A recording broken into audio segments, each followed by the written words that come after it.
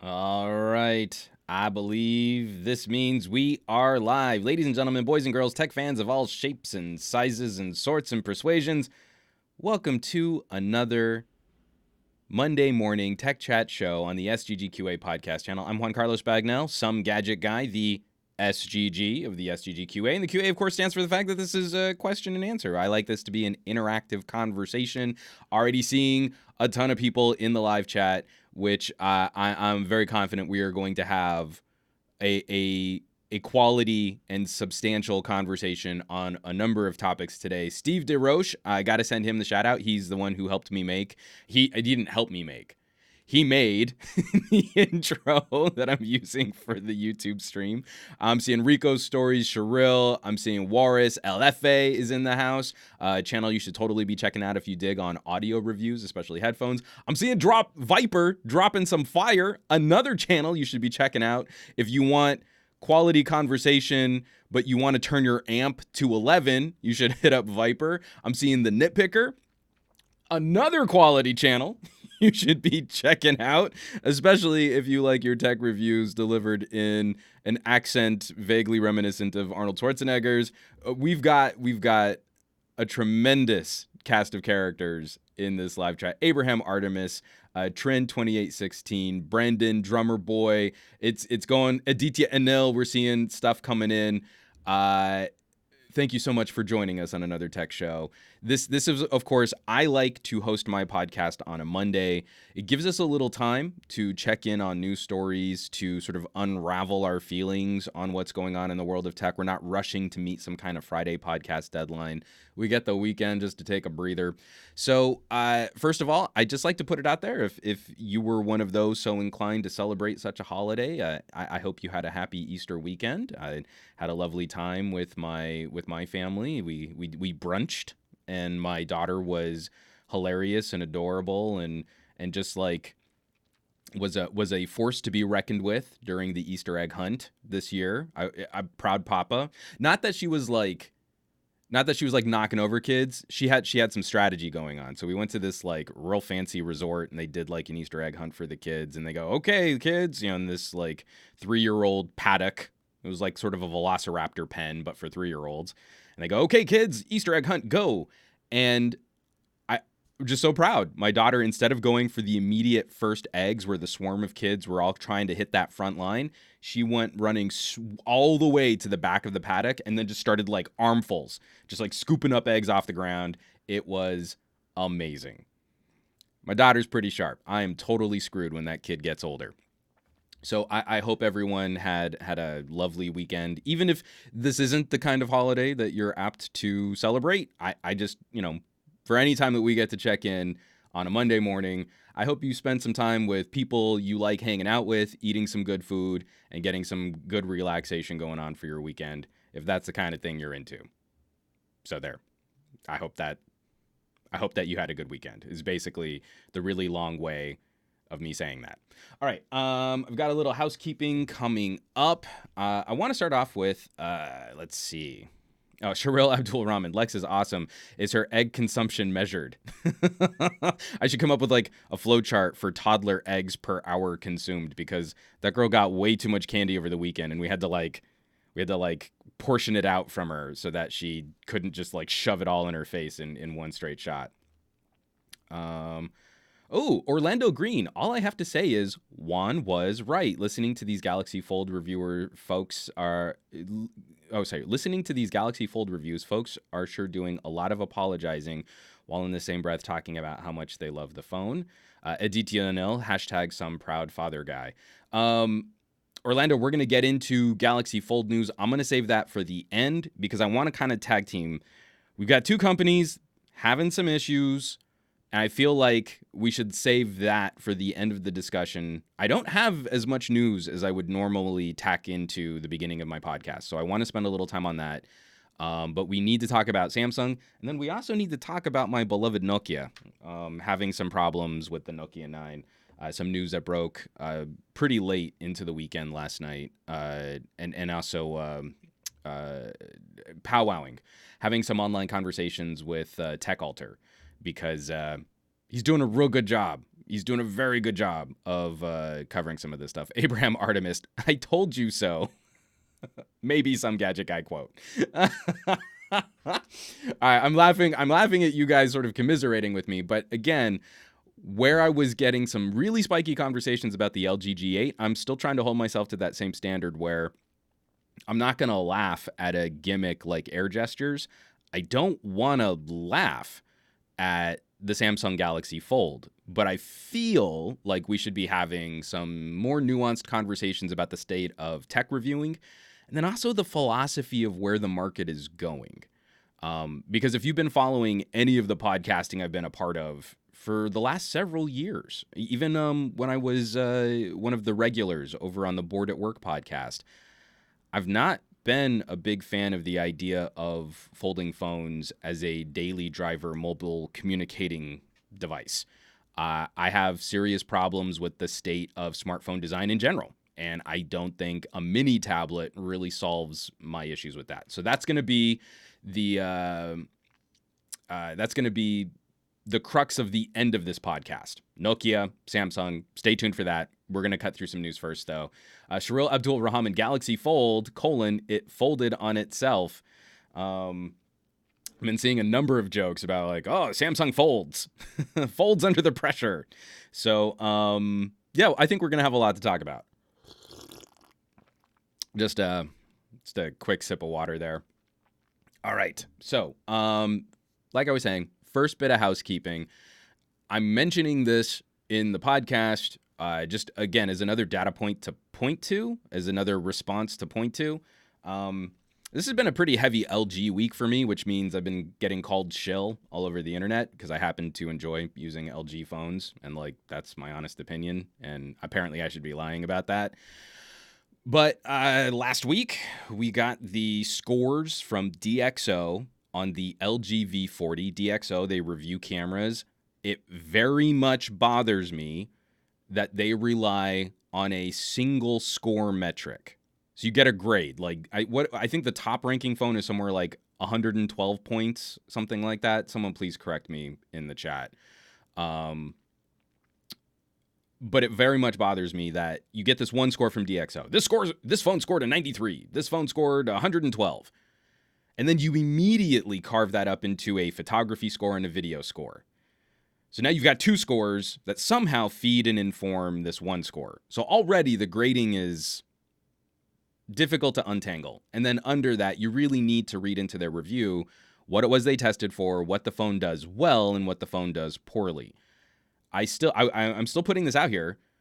I would love for an outlet like Digital Photography Review, DP Review. I always feel like I have to explain what the DP stands for in DP Review. I would desperately like them to take smartphone cameras more seriously, because I feel like you should be running phone cameras through the same testing suite that you run high-end mirrorless DSLRs.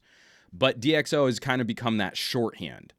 It's one simple score, and people can point to it, and then you got a number, and if your number is bigger than another number, you feel good about your purchase, and if your number is lower than another number, you get righteously indignant. Cameras are so much more complicated than that.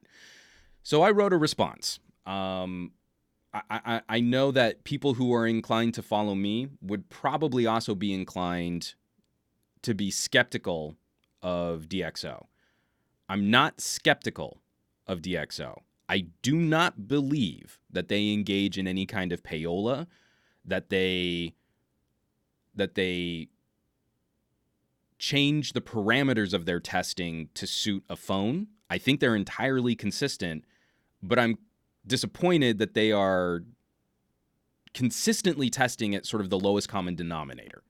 So their testing suite, I think, unfairly highlights phones like Pixels, Galaxy's iPhones, because they traditionally shoot full auto. So I was getting a bunch of people asking me to weigh in. I got a lot of comments, and I got a lot of sort of social media requests to sort of share my thoughts on the DxO score for the LG V40. So I ended up just writing it up as a blog post, somegadgetguy.com, a response to the DxO review of the LG V40. They're not wrong, comma, But that's the title of the article for those of you listening to the audio version of this podcast. So overall, the phone scores a 93, which is somewhere, I think it's above an iPhone 8 and below a Galaxy Note 8. But if you really go through and you read, I should actually link DxO's review. I didn't do that in my blog post. I'm being a terrible blogger here. I'll fix that after this podcast is done. But you go to DxO and you read the review on the LG V40. Then you come back. I have the video for my camera conclusion, which was released shortly after the launch of the V40. I didn't wait months to review the phone, and you'll see a lot of similarities. I don't feel DxO was wrong for what they tested for, but what they tested for stops at full auto. And that's one of the biggest criticisms I had for the V42 is when you're in full, I only wants to push the shutter button to get the good juicy colors, auto. LG has historically done a pretty poor job of choosing what mode to jump into. If it's going to jump into night mode, if it's going to jump into HDR, if it's going to turn on the flash. For example, there's one of the photos that a lot of people who are angry about DxO's review, there's one of the photos that's very, very horrifically backlit. And if you look at the EXIF data, the data in the photo, it shows that the V40 threw its flash. And so a lot of people were upset about that. Well, why would you use the phone in a way that would throw its flash in a daylight scene? But this is a common photography solution. Your subject is backlit, so you throw your flash to use as a fill. Smartphone flashes are not very good if the subject, which is backlit, is a bridge, a quarter of a kilometer away. That flash isn't going to do anything, but the metering on the phone said, oh, well, your subject is backlit. Let me throw the flash. I mean, there are explanations for all of this, but you need to be able to analyze how a camera works, and that's something that I actually don't think DxO does very well from a consumer perspective. They stop at average, normal, regular people who drag their knuckles on the ground and breathe through their mouth while trying to chew food are only going to use the phone this way, and that's how we're going to test for the phone. And to me, that's one of the major problems that I've got with sort of tech review in general is if we're trying to only talk about a lowest common denominator consumer, then why are we so hung up on reviewing $800, $900, $1,000 phones? If the experience is you need to spend $1,000 on a phone to not be punished for doing the basics, then I feel there is something even more seriously wrong with the industry than just, sales are plateauing. This is an idea that most of my friends who are not tech enthusiasts seem to understand. And when I reach out to people and they're using an iPhone XS, they're usually not hung up on the techie vernacular and the nuts and bolts and, Apple A12 Bionic. Like they don't care about that, but they're still doing some pretty advanced things on their phone. I keep pointing to my grandmother as another example. Like she uses her iPad like crazy. She's just like a battle axe of a woman running around and, taking photos with the iPad cameras and FaceTiming with her family, not just her grandchildren because someone's there to push go. Like she reaches out to people on FaceTime. And like I had a question about some genealogy stuff and I got a flurry of screenshots and links that were shared. I mean, like she's doing some pretty solid computing for, a woman in her, I shouldn't mention her age, but she's my grandmother and she has a great granddaughter and she's a savvy woman. Like that to me is sort of the threshold for average consumer, people who are legitimately doing things to try and express themselves and utilize technology. So, I have that article. You can go to somegadgetguy.com and you can read a little bit more in depth what my thoughts were. But again, I kind of want to continue to reiterate this idea. I don't find DxO to be a compromised source, but I feel people don't understand what DxO really tests for. So when there's zero discussion and zero conversation about the other advanced modes on an LG camera, you are getting a woefully incomplete view of what that phone can really do. So I don't feel like you can ever sum up a gadget under under one score, right? So I already have a problem with scoring. I don't grade gadgets. Oh, it's a B plus. Oh, it's a 72. You can dance to it, but I don't like the beat. Like I don't feel like that's germane.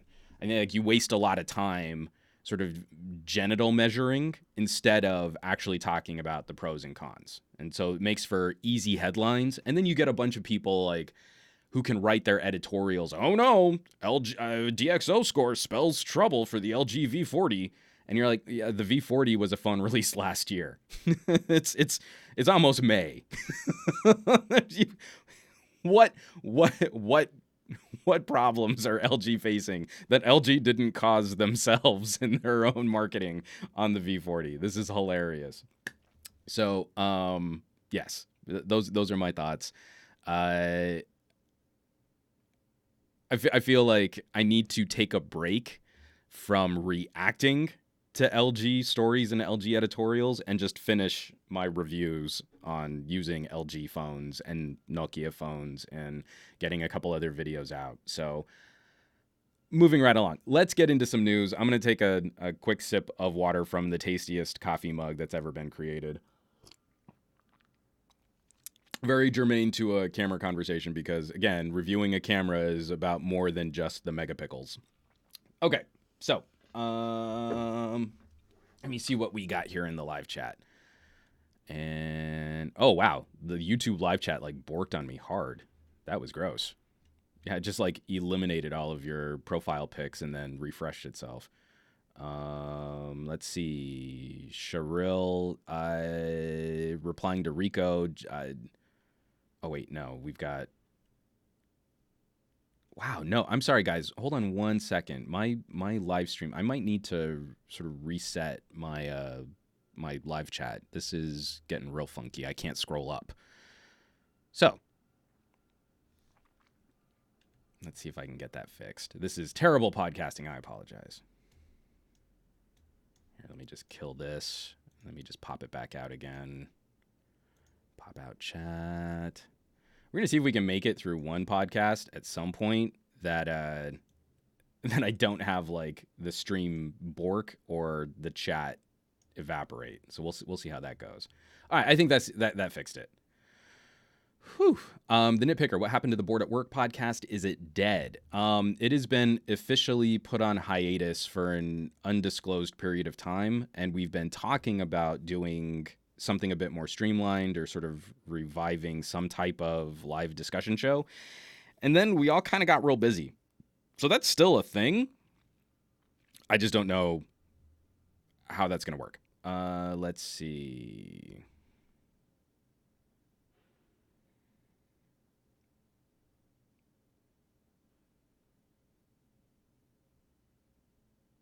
All right, I'm sorry. I'm just catching up on a bunch of chat. Yeah, my chat got nuked. So give me 1 second here. From Pabli, the whole photography experience is way more than just auto. They can't give you a score of a camera with that narrow of a view of what it should do just in auto.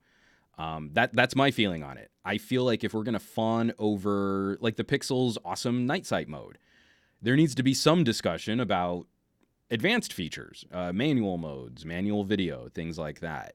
And I feel like you need to be able to weigh through a spectrum of users, because every time I kind of handle someone's phone and I show them what they can do with a piece of technology, it does slightly alter their behavior.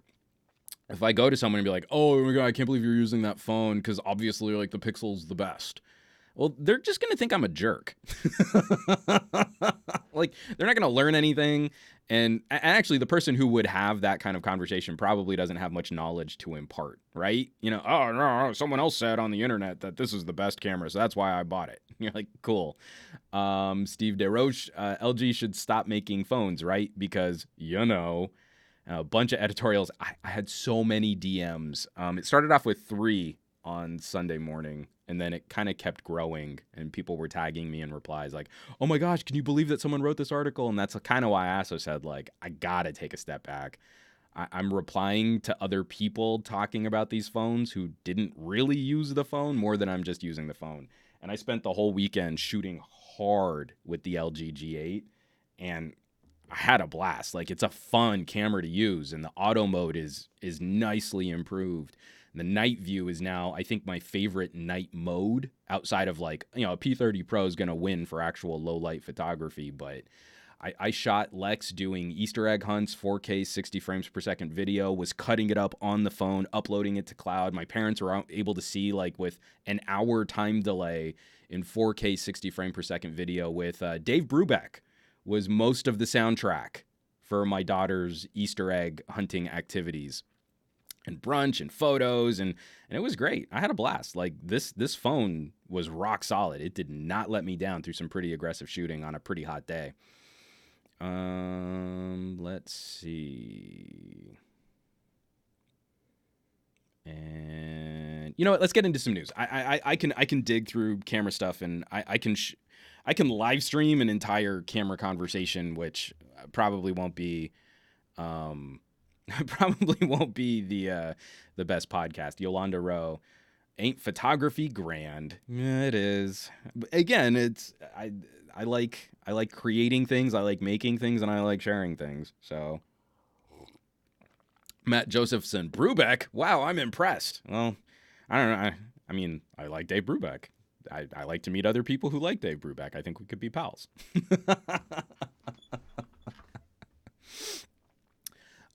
People jumping in and saying, hey, talk about the Nokia 9. End of the podcast, guys. End of the podcast. Buckle in. We've got a lot of news to cover first. Okay, so let's jump in. I have to start with politics. Two quick news stories that I feel are vitally important to continuing conversations that we've been having. First one comes courtesy of Motherboard. I'm going to go into screen capture here. This is written up by Carl Bode. I'm so bad at names. All right.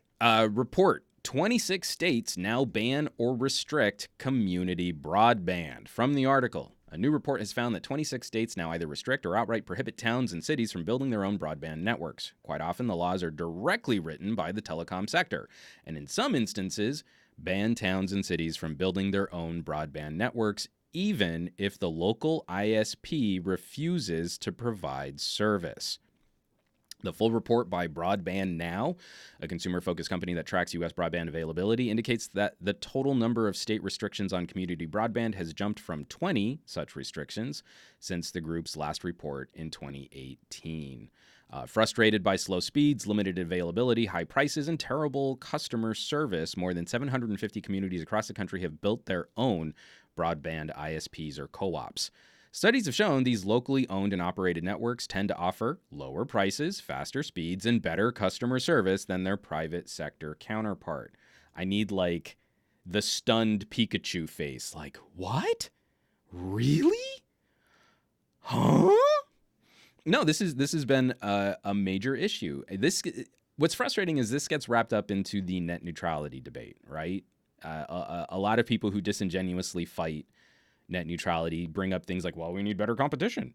And then you go and check out the state that senator or House member is from, and it's like, well, you've got laws on the books that prevent competition, that zone for, one ISP to be the winner, and that also prevent towns, cities, or municipalities from building their own broadband networks. So this issue is getting worse, not better. I really feel like we should be looking for some kind of regulatory action that can help correct for some of this. And this is disappointing to see this problem getting worse, not better. Again, I would ask everyone to go check out Chattanooga. Department of Energy gave them a small grant. They got a fiber network up and running. They now offer 10 gigabit service, which is cheaper than my 300 meg down, 20 meg up in Los Angeles, which is the fastest and most expensive tier of service that I can grab. I could, if I wanted to move to Tennessee, I could have 10 gig up and down, which is just crazy pants. We've seen so little movement and so little traction, and that ISPs and carriers are now trying to hide behind 5G that doesn't really scale very well, doesn't have any backhaul to support faster than HSPA speeds, and most of the country still doesn't have true 4G LTE, but that's going to be the solution so that we don't have to roll fiber, which is crazy. That's the dumbest business evasion I think I've ever seen. So, from Noor, that is more Scooby than Pikachu. You're right. I should have gone Pika Pika.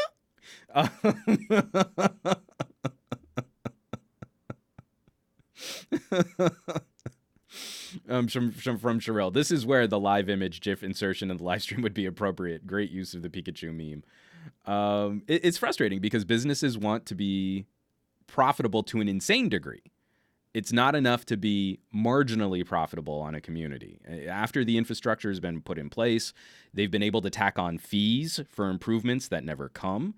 They've gotten sweetheart deals, tax breaks, public money has been invested into a public utility, and they're still lobbying that this should be financed like a public utility. Both of the major PR firms, both of the major lobbying firms for the telecommunications industry are threatening to withhold infrastructure improvements until more public money is funneled into our telecommunications equipment, and that they still get to keep all of the profits, and that they still don't have to compete in most of the regions of the United States.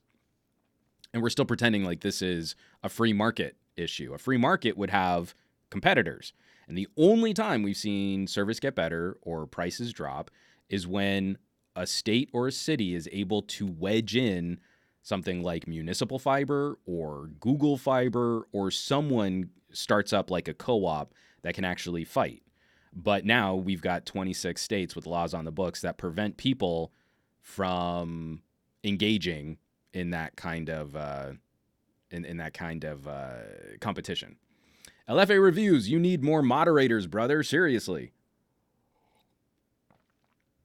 I don't know, man. Are you volunteering? Are you going to be joining me on Mondays to moderate my chat? I'll sign you up, man. Let me know. Okay. From Bartiz12, I had phone cable internet previously. I had phone cable internet previously. Even if it was 50 megabits, it was really unstable. Again, like my alternative is DSL that I think taps at like 10 megabit down, 5 megabit up for the same price that I'm paying for my for mine, which is hilarious. You got it, dude. LFA is now a moderator. You gotta look out. LFA is tough, man. Jeff don't mess around. Jeff don't mess around. I love smashing trolls. Right on. Okay. Moving right along. This is another quick story. We've been talking about security on your phone. We're going to be talking about security on your phone when we talk about Nokia. I have to send a congratulations, shout out of glory, thumbs up to Utah.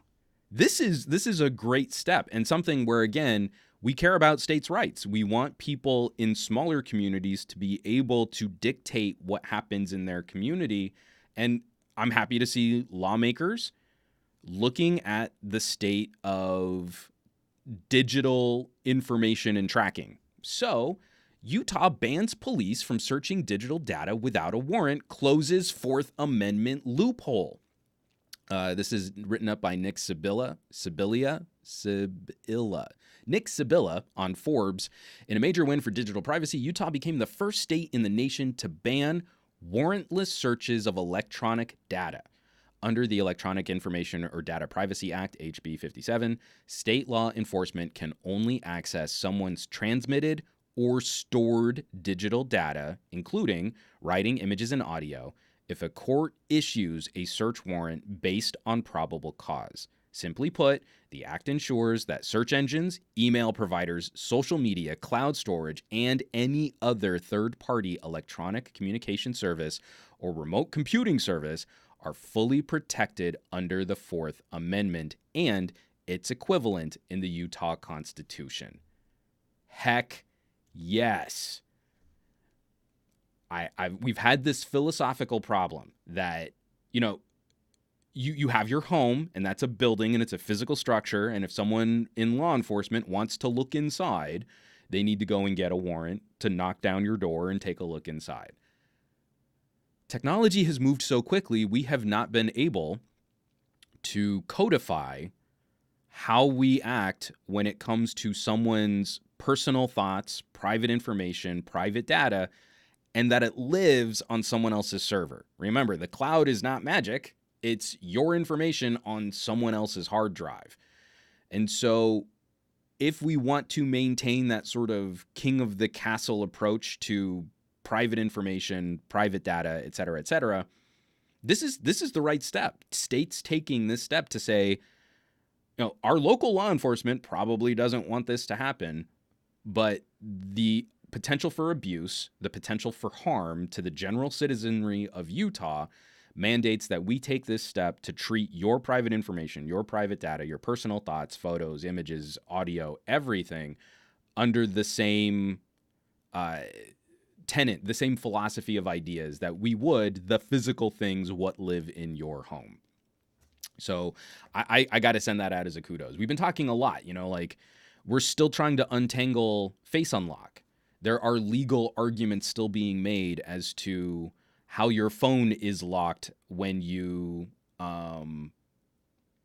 interact with law enforcement. Like, can a police officer just hold a phone up to your face, unlock it, and get inside your device?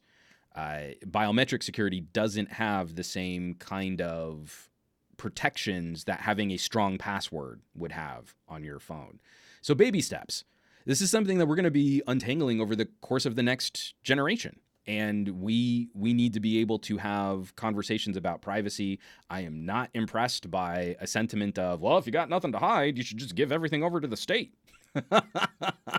I mean, especially for being the bleeding heart liberal, I don't feel like that's a good solution, especially when we've seen how that type of power is rife for abuse. So I'm very warmed by Utah's response to this.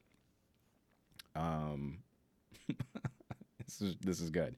From Gianmarco Does Stuff, just a reminder that while your WhatsApp messages are end-to-end, the backups, if you have it set to backup on Google servers, are not and are allowed to be obtained via a warrant. And Gianmarco, this is exactly why I would hope that more states or cities, municipalities, local governments start having these kinds of conversations about protecting user data.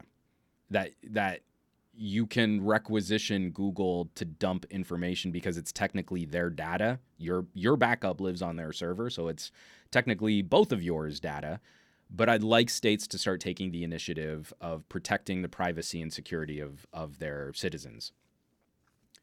Gianmarco Does Stuff. Biometrics are not part of your intellectual property. Passwords are. Exactly. That becomes the debate. A password lives in your brain, but your face as the key to the lock of your phone exists out in public.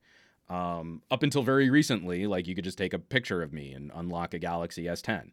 Because, this really isn't the best key to lock a piece of gadgetry. Everything you touch, if you use fingerprints, everything you touch technically leaves a copy of your password to your phone. But I still feel that there is an argument that is necessary, that needs to be had about the contents of that device being your intellectual property. And regardless of how you can break down a door, law enforcement should still have their paperwork in place to properly access your private thoughts and intellectual property. Excuse me. Steve DeRoche. I always bring a second photo of one to unlock my Galaxy phone.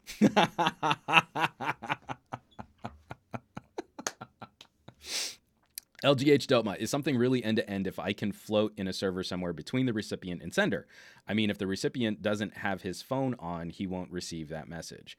Well, and that's what we would want to see in a truly lockdown end-to-end, is you could intercept gibberish, but if you don't have the encryption keys on the final stage of the relationship, the final stage of the communication, then you won't get the message. You'll get data, you'll get information, but it'll just be garbage. I would be curious to see how many messaging platforms really live up to true end-to-end encryption.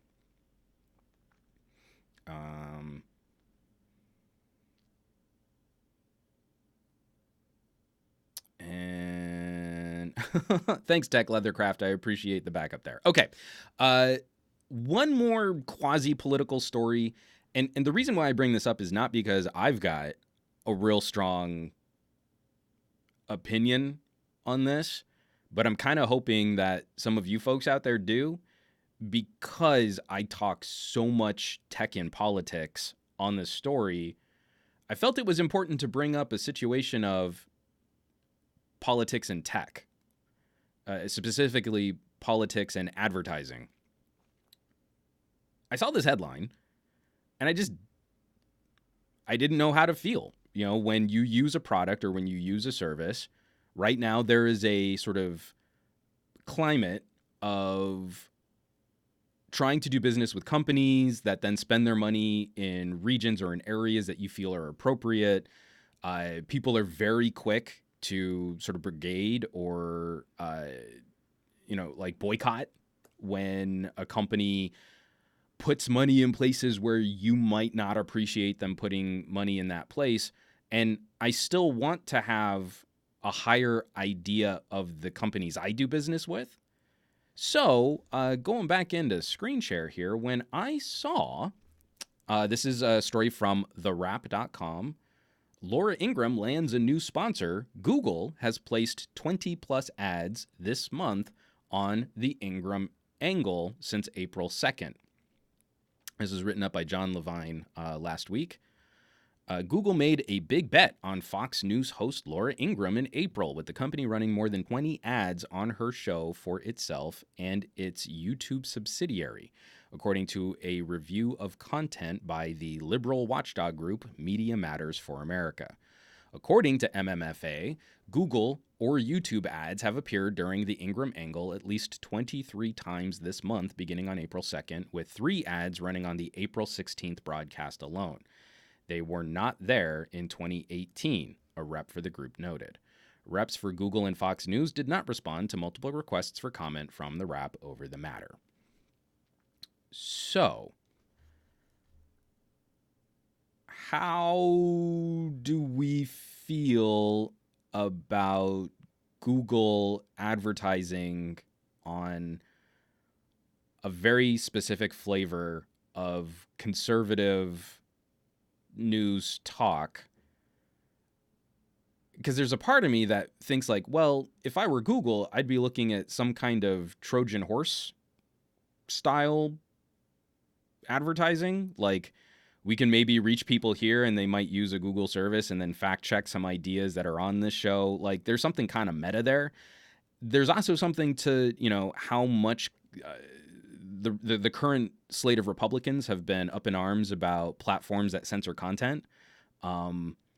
We've been seeing numerous ideologues deplatformed throughout social media, demonetized on YouTube, sort of altered in search, even though if you saw the House testimony when Google executives went to go testify before Congress, there was a lot of back and forth between the idea of, well, we don't censor things on Google. And then immediately House members would ask about, well, when something like this happens, how do you remove content from your platform? And then they would explain, oh, well, there's a process so you do remove content from your platforms. So this is just a very odd place, in my opinion, for Google to be throwing ad dollars. Now, they might be getting some really cheap rates because Laura Ingraham recently had sort of a wave of, again, consumer boycotts, people reaching out to the companies that advertised on her show saying we weren't going to do business with your product anymore. We don't appreciate you funding this type of programming.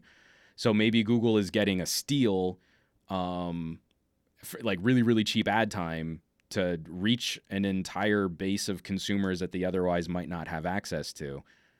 It just seems like an odd fit where Google's been trying to pivot, take news more seriously, engaging in political discourse with, numerous different entities, dealing with the EU. This is just a tough spot. It kind of doesn't feel great. From Dave Bow 9, hey Google, what's the status of the caravan? Ouch. Oh no. I said, hey, now like 5 phones on my desk lit up. Oh man. That's what I get for reading comments verbatim. Joel GJ, Google is looking for more viewers. MSNBC viewership is declining. As the bleeding heart liberal, let's just say MSNBC rarely reflects how I feel about politics. From Waris Amir Mohammed, between that, their China project, and Microsoft HoloLens applications in the U.S. military, it's been a yikey past few months in these regards. Absolutely. Some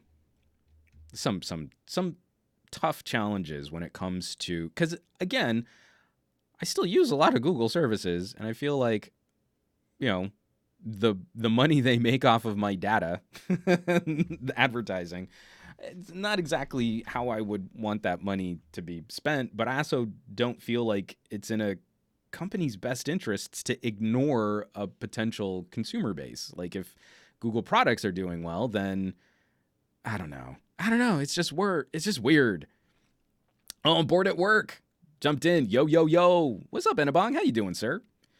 Sharil Abdul Rahman asking, do you think Google is big enough to allow multi-pronged advertising this way, both conservative and liberal-leaning media outlets, just to show they are neutral? So that's exactly why I feel like this is necessary, but I also question why specific shows would be the targets of their advertising dollars.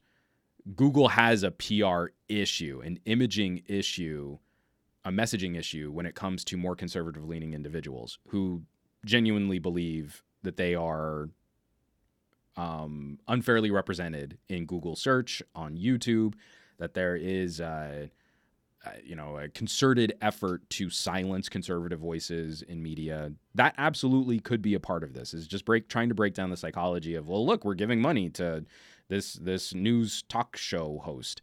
And that I think could be a part of it. It just feels like odd timing, and it feels wrong. Concept creator also in the live chat right now. Excellent. This is awesome. We're having a fun chat today, guys. Tech Leathercraft. So Juan is basically surrounded by 3 to 5 surveillance devices during this podcast. Oh wait, that's just our phones. Tech Leathercraft, I think it's very kind of you to only say 3 to 5. I honestly, at this moment in time, don't know how many devices are charged and on and listening to me right now. So, here, let me jump in. Just a quick public service announcement, less a full story and more just a buyer beware, consumer advocacy, cybersecurity, whatever we want to call it. Another story that came out of Forbes, but everyone was covering this.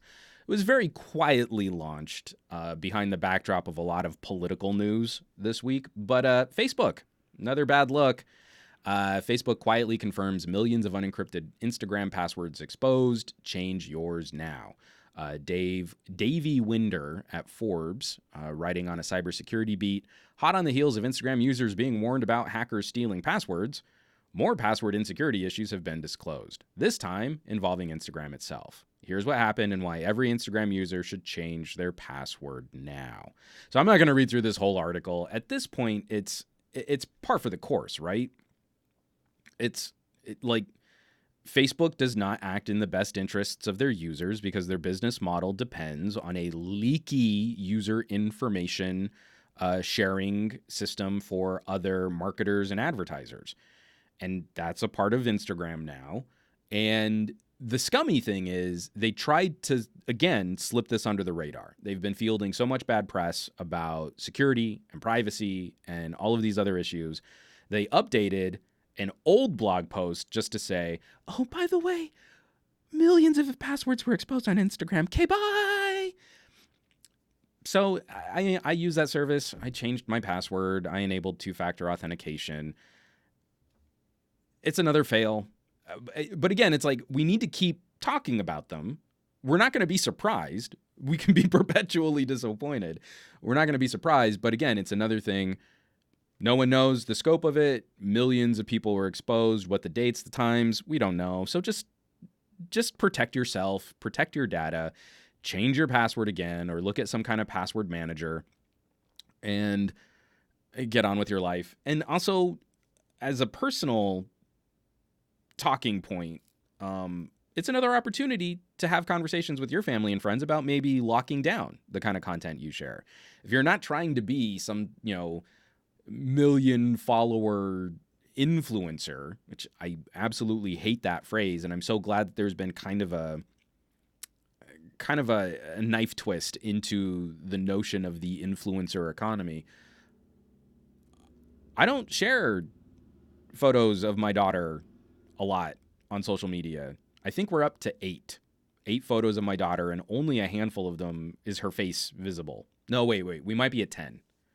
No, we might be at 10 because I've done a few like wife and daughter holding hands, but it's, a shot from the back so that it's not my daughter being as identifiable as she can be on social media. But I have a private cloud folder for family and friends where we've got a lot of photos and videos.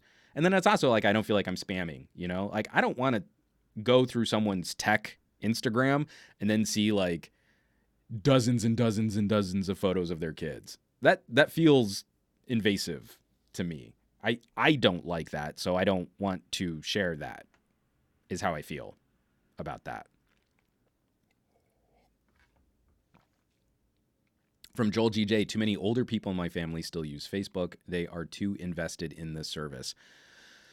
It's tricky. But like I said, I hold my family up as the example, but I also have to acknowledge that my family is a little ahead of the tech curve. My grandparents don't have any problems opening up a cloud folder drive when I send them the link. My parents, engineers and computer scientists, don't have problems. In fact, my mom gets mad at me that I don't share enough to the private folder. Like, she wants hourly updates on her granddaughter. And it's like, I just can't shoot that much content.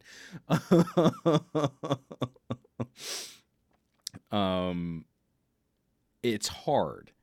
You're absolutely right that there's like a momentum, and overcoming that momentum is challenging, but it's not impossible. And just like way back in the day when we were getting our family members off of Internet Explorer, sometimes you also have to like use tricks, like, oh, well, I'm going to send you this link and you can see all these photos and you can check the link whenever you want and you bookmark it for them and you walk them through using that service. It's kind of like back in the day where my grandparents were installing every single toolbar into Internet Explorer that they get their hands on. And I had to lock down their browser, change them over to Firefox, and then I changed the icon of Firefox to the Internet Explorer icon so they wouldn't freak out. That's my mom's dad. Not very tech savvy, but again, was still doing a lot of stuff on the internet that he probably shouldn't have been. My mom's mom, super savvy, running around with an iPad, had a Windows PC, was using it all the time, had no issues moving from Skype to FaceTime. I mean, like, again, awesome. From JTAG Studios, check out Have I Been Pawned? Have I Been PWNED? You can check your usernames, you can check email addresses, you can see whether or not certain places have been compromised. Absolutely great recommendation, JTAG Studios. Thanks for bringing that up. From Tech Leathercraft, I use LastPass. It has a free tier 2. Some conversations just about how you can lock down your passwords, you can manage your security better. I've heard good things about LastPass. I'm still, because of all of the different devices and two-factor authentication and management that I'm doing on my side for being a tech reviewer, I'm still just memorizing passwords. But I will probably be switching over to something like LastPass soon. I had my personal email account spoofed, which means I clicked on something dumb on an email. Because again, I get lots of questionable emails that I don't feel right just completely deleting or calling spam. Most of the time, they are reputable communications just from people whose English might not be their first language. But I did something dumb in one of those emails, clicked on a link I probably shouldn't have, and got one of those like, oh, we know what you've been up to on your computer, dirty boy. Which is funny because it's like, well, first of all, you say you've got screen captures of me, but I don't even have a webcam attached to this computer. So it's probably not likely I've actually been compromised. But again, I got spoofed, which is annoying. Let's see.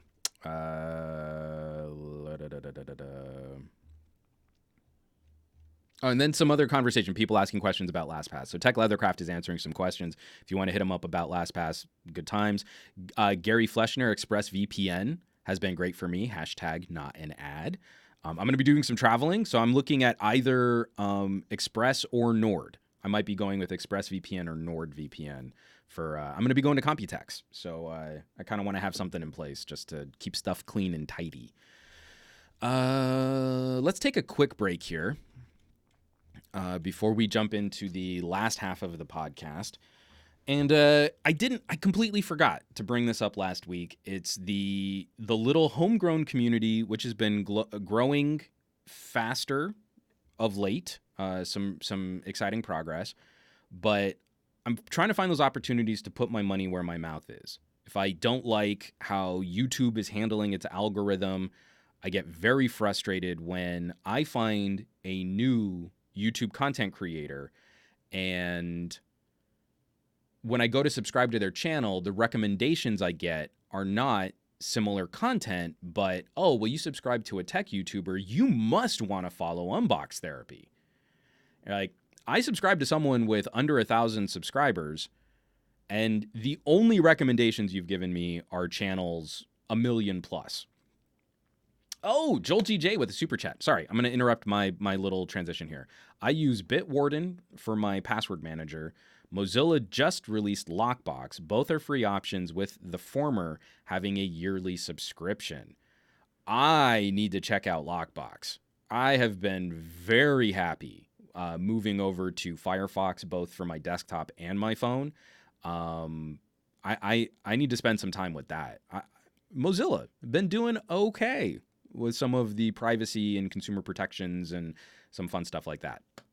Joel GJ, thank you so much for the super chat. And that as the comment, just sharing some of your experiences on password managers. I feel like this is something that increasingly average consumers who drag their knuckles on the ground and breathe through the same orifice what they chew their food with, they actually care about this stuff. They care about their data security as much as YouTubers try to act like they don't care about anything.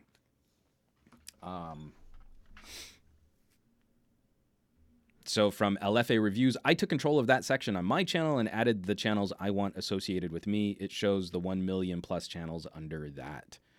From Aditya Anil, I must say Lou Later is tackling long-form content, and I must say that it's quite good. Do give it a look if possible. Better than what Unbox Therapy is tackling. Lou Later. I'll check that out.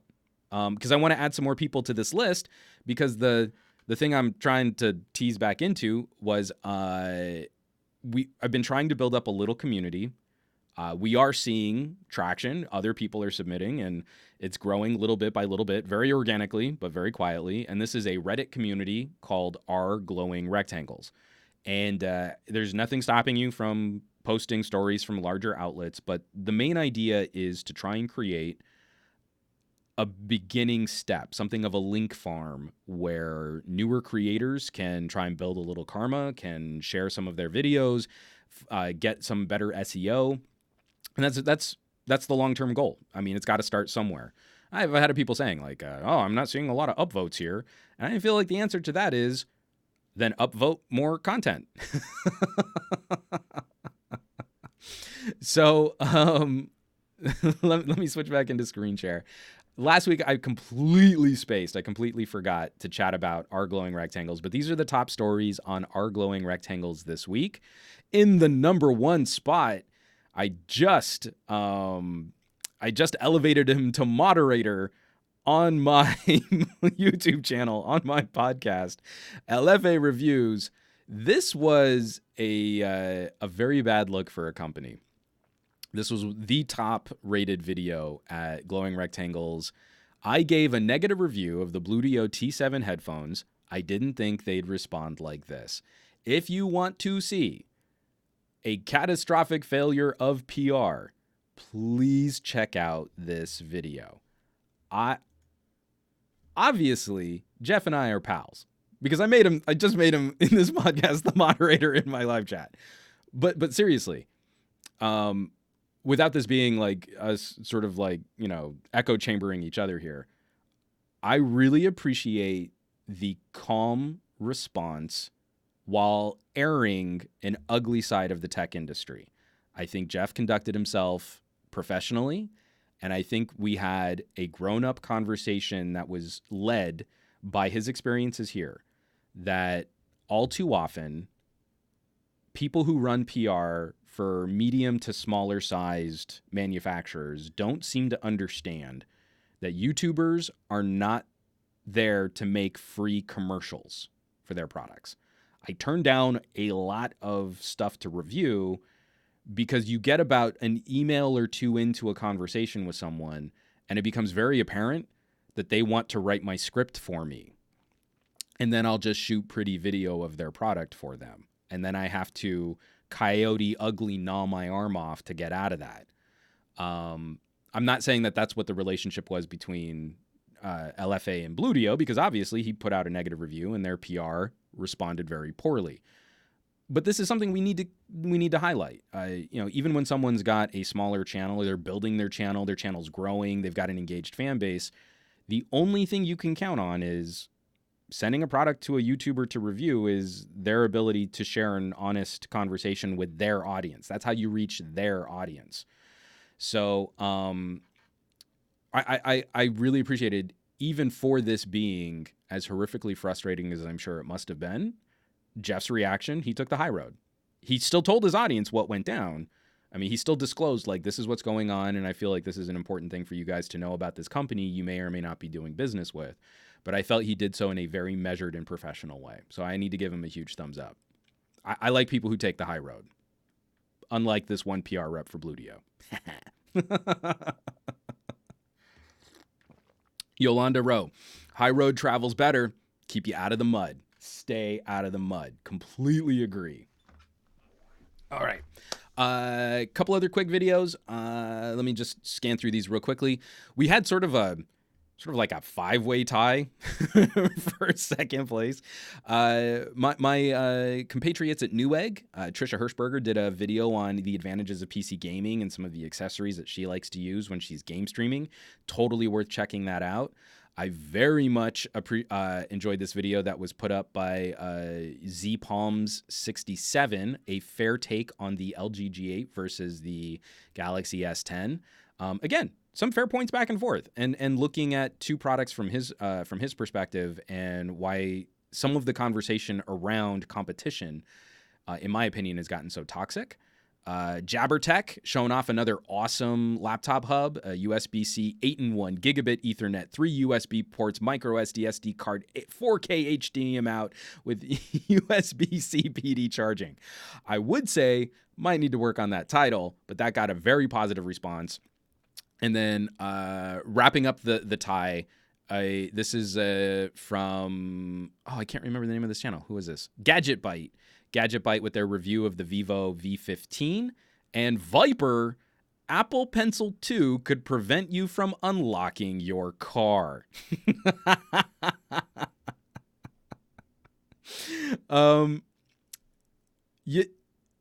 Okay, first of all, the Vivo V15 review, great. I've really been enjoying the tone of reviews over at Gadget Byte. Another one, I think they just broke 100,000 subscribers. But again, a slightly older school, chill, conversational tone to reviews, as opposed to let's try and make everything look like the most gorgeous cinematics. And I feel like they're doing a pretty good job of finding a consistent testing for their phones. So Vivo V15, check it out. It's a cool phone. Viper. Apple Pencil 2 could prevent you from unlocking your car. Just the beginning of that video where he's like the feigning the incredulity of how could this befall another one of my beloved Apple products is hilarious. So if you've been having issues with an Apple Pencil and your car's keychain, like a remote unlock fob in your pocket at the same time, apparently, this is a thing that happens to iPad users that I was not aware of. So you should check that out too. Okay. And at Fat Produce, my buddy Andrew Wallace in the house. I need everybody to tell Andrew that his 1970s manly man mustache is very Ron Swanson. I hope he keeps it. I think he's looking like a solid, respectable gentleman who enjoys his whiskey. So everyone say, Andrew, keep your mustache. Okay. I want to get back into one more evolving news story, and then we can finally get to some phone conversation. I'm doing pretty good because we're at an hour. Usually my news segment takes like 90 minutes, so this is great. Definitely want to jump in on this one. I was very surprised by some of the surprised reactions that we're dealing with three mega corporations in the tech space. There's been a lot of divisive back and forth and power struggles and battles and lawsuits and legal wrangling. And again, if you're a fan of this podcast, you've probably been at least clued into what's going on here. Let me get this queued up here. So the first one, again, so many outlets were covering this news. I just happened to catch CNBC first, so that's why they made the link in the show this week.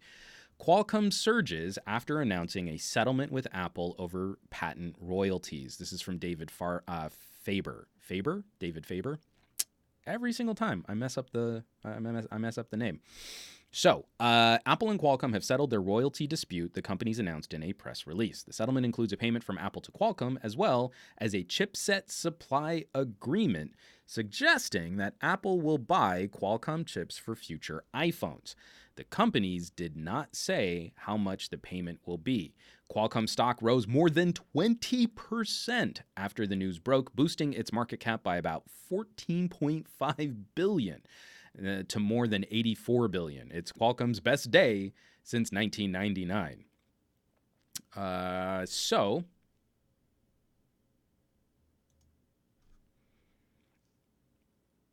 I saw a lot of people like not surprised, but this is sort of sudden. We weren't expecting this, and what's going on? And then that same day, we also got a number of these stories, and I think it's pretty clear. Intel says to exit 5G smartphone modem business. And this is coming from Reuters. Do they have a byline on this? Oh, this is just a Reuters. Oh, no, because it's not really a story. I mean, it's a 1-minute read, according to Reuters. Intel Core said on Tuesday it was exiting the 5G smartphone modem business while assessing opportunities for 4G and 5G modems in PCs, Internet of Things devices, and other data-centric devices. So that's the end of that story. Oh, another super chat. LeBaron Burton. Not sure if you saw my question above because I stepped away. Also, Jeff is an A1 guy, great guy. I did not catch your. So, LeBaron, with so much happening in this live chat, and I know you hit the super chat to catch my attention, please drop that question again so that I can check what it was that you wanted me to respond to. And thank you very much for supporting the show. You're awesome. You folks are awesome. You guys are treating me real good this week, and I'm super happy about it. Just real fast to kind of tie together these two stories. One of the bummers of using the iPhone XS was the radio performance, where Apple using an Intel modem, antennas, radio, Wi-Fi connectivity, and LTE connectivity were easily 2 generations behind what I had been using in Samsung and LG, and just very disappointing performance for a phone that still retailed at the high end of the market. I was conflicted because I like to see competition, so I was happy that Apple, having issues with Qualcomm, took a step aside, went with Intel. That would make Intel radios better. I mean, we want this market to be a bit more vibrant and a bit more diverse, but I also had a hard time with them not acknowledging that this was a compromise. You know, I feel like Apple has done such a good job of educating general consumers about using technology products that there could have been buried on the Apple website, just like a conversation with our with our customers. We have concerns about the space in this wireless modem business. We are going with Intel. We appreciate that for some of our consumers in some areas that there could be problems with connectivity, blah, blah, blah, blah, blah. But to not acknowledge it and still charge $1,000 plus for a phone like the 10S, the $800 price point on a 10R, which had even poorer performance than the 10S for Wi-Fi and LTE connectivity. That is not befitting a premium luxury gadget. At the end of the day, you rely on that thing to connect to the data and the internets. And if it does a poorer job of doing that than the iPhone 10, then I feel like there needs to be some kind of conversation or some other sort of, I don't know, like market adjustment for how we value a phone like an iPhone 10 and an iPhone 10s. But short story, incredibly long. Intel getting out of this business means Apple and Qualcomm got to work together, or Apple got to work with Qualcomm. So I seriously do not believe that we're going to see 5G on this year's iPhone. Again, just the way all these parts have to fit together, and you've got to test and manufacture and write code and blah, blah, blah, blah, blah. And also, Apple's usually not on the bleeding edge of network connectivity, but this definitely puts a 2020 iPhone 5G much more likely to happen next year. Probably not this year. I don't know. Oh, okay. LeBaron Burton repeated his question. Thank you for repeating the question. At Wambag now, do you agree that Google and YouTube's favor of advertisements has directed the content being created on YouTube to be just as biased as today's big media companies? LeBaron, that's a very complicated question. And not to cop out, but I kind of feel the way that YouTube approaches its algorithm is focused on keeping your eyeballs on YouTube, right? The more time you spend on YouTube, the more likely you'll engage with advertising that can make YouTube money, and then they can sell off user behavior in a way that profits Google and Alphabet.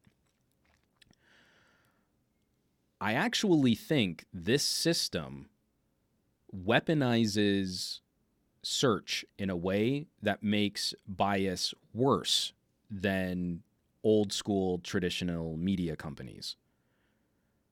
When we look at traditional media and we try and label it in a pithy, that liberal media,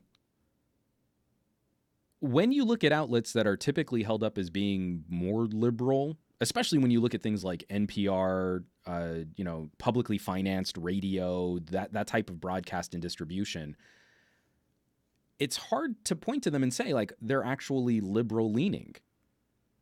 It's often more, they tend to cover stories with a nuance that big traditional TV news can't handle, because they can dedicate more time to a radio broadcaster now in today's market of podcast to untangle some of these stories. And sometimes that's going to look real bad for conservatives, but then they're just as likely or more likely to tag, liberal leaning stories with the same type of scrutiny and the same type of commentary. YouTube and Google do not have any kind of journalistic standard to hold to, and they're hiding behind being a platform. Now, they obviously have editorial control over what happens on their platform, but their main goal is to try and keep a user invested in using the service for as long as they possibly can. And that's why it's become something of a joke. But when you study user behavior, it rarely takes more than 5 videos in autoplaying on a particular topic to start getting into some of the most toxic and divisive conversations surrounding that topic, where you can start off with a handful of benign science videos and end up with someone live streaming about flat earthers. So my opinion is the way that we have gamed social media, and we're hiding all of our black box algorithms, and there's no accountability and there's no visibility for how these systems work, we increasingly run into a situation where the end user content consumed is going to be horrifically more entrenched in echo chamber, and that bias seeds and roots far more aggressively in the online space than it ever did, even through the worst days of Fox News versus MSNBC.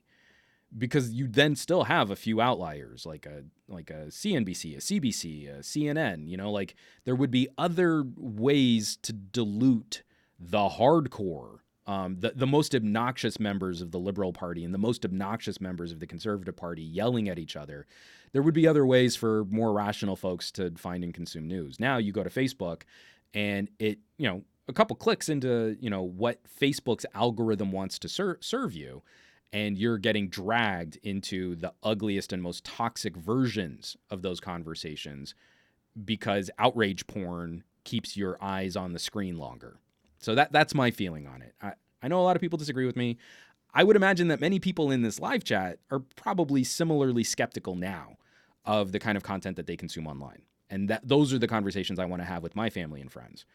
It feels good when someone confirms how you feel, and you get a sick, visceral thrill when there's someone to fight on the internet, but that's rarely real life. And that's rarely a healthy conversation that will lead to fixing problems.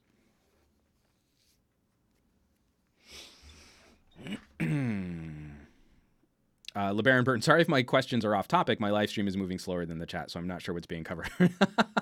Well, I mean, again, I feel like it's okay to interrupt some of my stories. Thank you for the generosity on the super chat. And that was a beautiful question because I feel like that's something worth engaging with. That's something that's worth talking about. And also just, I think it's a healthy reminder that we as the tech savvy, the tech enthusiasts in our circles of family and friends, I hope we can become those resources again. I think right now general consumers are wary of techies because we've not always steered them well in some of these conversations. But when it comes to this stuff, when it comes to the serious stuff, I want us to be those resources so that we can bounce ideas off of people and people can bounce ideas off of us. So that's really the main reason why I talk so much tech politics in my podcast.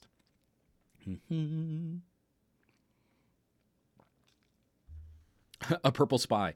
Honestly, most of the world news I get is through satire and memes. I find it easier to separate biases from basic facts when it's obvious what's not supposed to be taken seriously.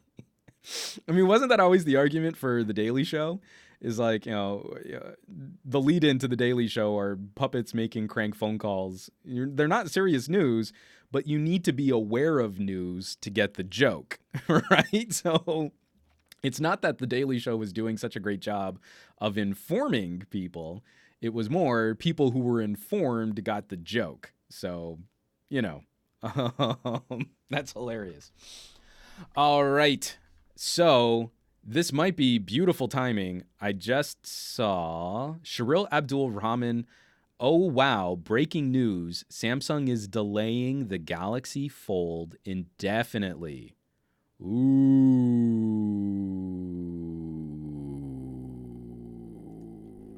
Hold on one sec, because I had a different link that we were going to talk about, and this is the perfect segue to start talking about Galaxy Fold. So I am going to type something into a search engine, and then I'm going to click on news.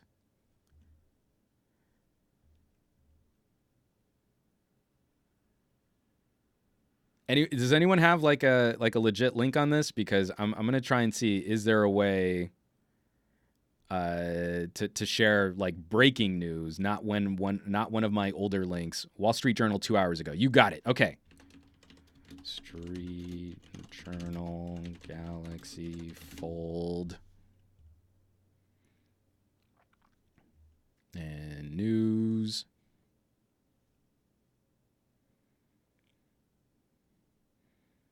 I literally, okay, so I've been playing with different search engines, literally typed in Wall Street Journal Galaxy Fold, and the first thing served up to me on Bing and DuckDuckGo is USA Today.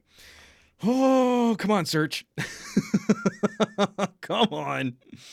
Hold on. It's like the dangers of doing live news in a podcast like this. Perfect. Okay.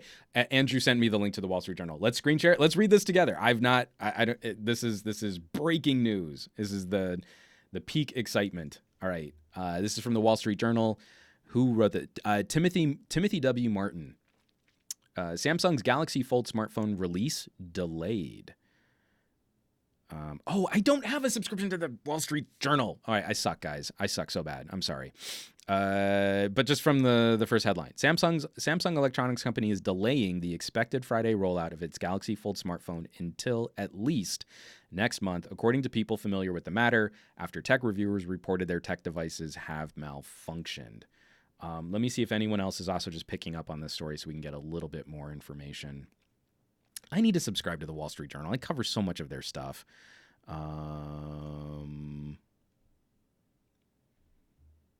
Let's see.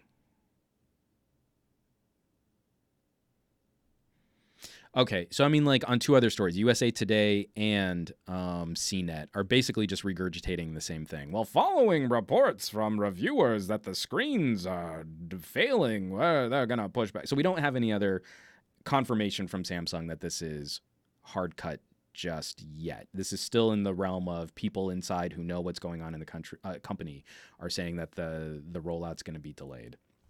So already we saw that they were going to postpone the Asian launch.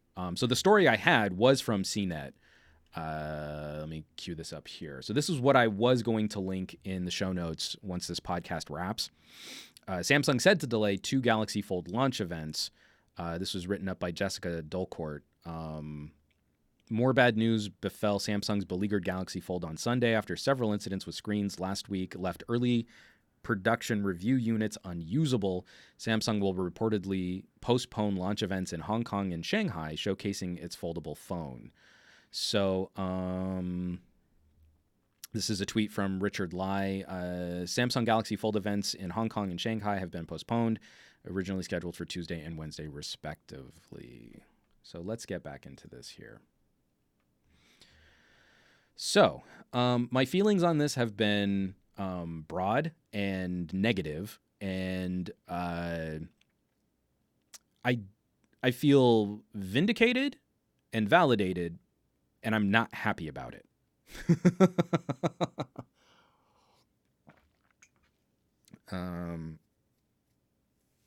Let's see. A couple other outlets. So apparently Ars Technica is writing this up right now. Android Police has been covering it right now. But the Sentinel 909. I don't want Galaxy Fold to fail. Folding phones are hopefully going to become cheaper and more refined and will add some diversity to a stagnant market. Yes, to utopian. So everyone, the Sentinel 909 wants more diversity and competition in this marketplace. So obviously we need to make fun of him or something. So no, the Sentinel 909, that absolutely sums up my feelings on where we're at with the Galaxy Fold. And this ties into some of the problems I have with the way that we use influencers and tech reviewers to talk about consumer electronics. And I feel like the industry is trying to react to sales forecasts, but that doesn't mean that they're making the best possible products to react, where instead a lot of these moves start to feel cynical. So you'll pardon. As a metaphor for why a Galaxy Fold somewhat bothers me, I would point to the launch of the Galaxy S10 and the LG G8. For years, we've accepted a lobster pot price hike on flagship premium smartphones. From $600, $620, $650, $699, $700, $750. And over the last 2 years, the mainstream option for a flagship phone has risen in price substantially. So you get a Galaxy S10. That's the medium-sized normal Galaxy, not the S10 Plus, not the S10e, not the compromised version of the S10 or the cheaper version of the S10. And like Apple, now we're at a significantly higher price tier for the normal flagship premium phone. From like a $700 price point, I guess $700 to $750 to $900 and $1,000 in like 2 years. 2 years. But then what did we see those companies also do? LG launched with extreme price savings on T-Mobile, good price cuts on Verizon. The unlocked phone launched at $700 for the LG G8. That's a normal flagship phone price. $700 for an LG G8. That's right in line with our idea of what a flagship phone should cost. And Samsung, the same thing. You launched the $900 phone, but then they also launched like $500 trade-in offers, and a couple carriers launched with BOGOs. So you were technically getting the phone for half price. And the resale prices on Galaxy S10s have plummeted faster and more aggressively than previous versions, like the Galaxy S8 and the Galaxy S9. In part because now people have a skewed and a warped idea of what these phones should be valued at. But I don't feel any flagship phone has really been worth its launch price, its MSRP, its full manufacturing retail price. None of them. If you can't get some kind of deal or trade-in, like, I don't think they're worth what the sticker price is. And that to me is a cynical reaction to fewer people buying phones, but especially in markets like North America, you can go and get that Galaxy S10 and sign up on like AT&T where it's only $30 a month. You only have to pay $30 a month. But they've increased their lease time from 24 months to 30 months. So you pay full taxes on a $900 phone, and you buy over 2.5 years a $30 phone. A $900 phone. So that feels good because it's only $30 a month. That's not too bad as far as phone leasing goes. But Samsung knows Samsung and AT&T, they can extract the wealth out of someone who doesn't know that they're paying full retail price. And then the savvy shoppers, well, they know how to get a deal or a BOGO or a trade-in. That's not making the smartphone market more competitive. That's not making these products better.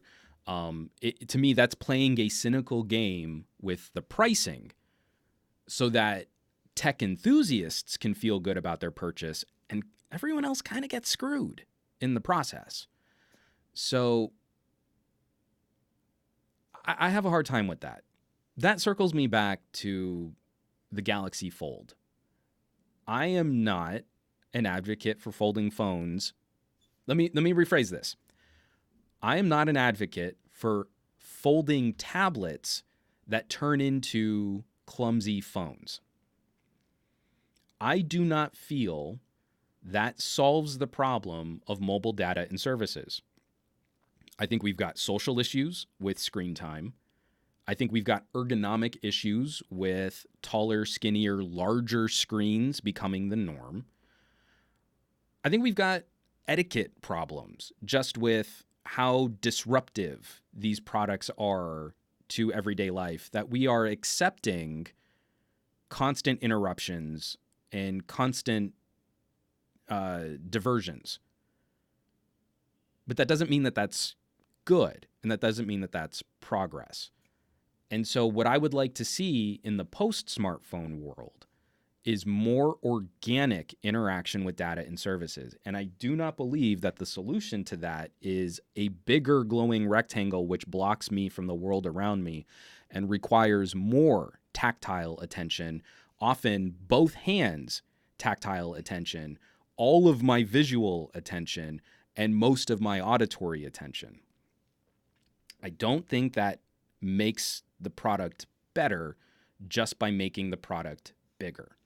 And then I also have sort of a philosophical issue with trumpeting Android tablets. Android tablets are fine. I have a Lenovo that I love that has sort of that built-in weird touch keyboard sensor. It's one of the Yoga flip fold Android versions, and it's great. But Android hasn't been the best. I would much prefer working in a Chrome OS style user interface when I go to a larger display. So if I look at the Galaxy Fold and I look at the Huawei Mate X, what I'm getting is a weird, blocky square Android tablet with incomplete software support from Google. Some apps are going to work fine. Some apps have to be hard-coded. It's like the early days of split screen when Samsung and LG would only let you use split screen with 5 apps because Google hadn't really officially supported it.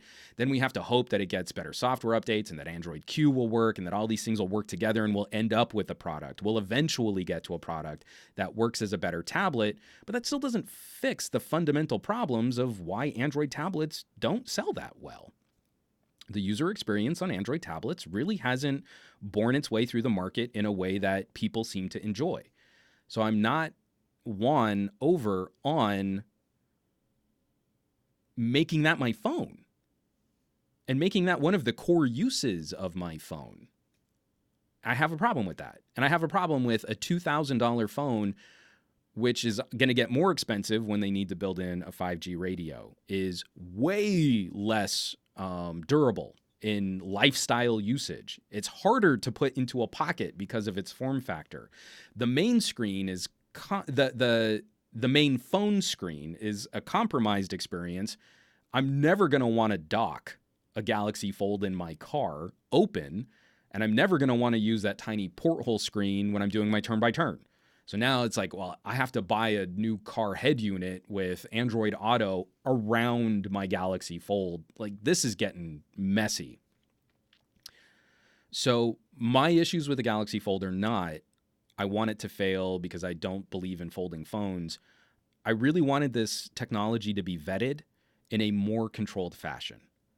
I really think it would have behooved Samsung to not pretend that this was a real consumer-facing device. Immediately with the Mate X and the Galaxy Fold, this is their version of a Google Glass. These are the explorers who are subsidizing the R&D of a new product. That's what this is. It's not a real phone. It's an experiment. And I feel like if they had been more upfront about that, these early experiences from reviewers, I think, would have been taken far more positively. You always are going to have, haters or, see, Samsung can't do it. Oh my God, Galaxy Note 7. But I think we all would have understood, like, no, these are the teething pains we have to go to make this a viable technology. Because for as much as I'm not sold on a folding tablet becoming my phone, I would really like at some point a makeup compact sized regular phone where we have a 2:1 aspect ratio device that then folds into a square and has like just a little notification screen. You could leave it propped up in tent mode and have like a little ticker clock that always gives you your updates. And then when you need the larger screen real estate of a regular sized phone, you open it up and you have a regular 6-inch 2:1 aspect ratio screen. I really do want that.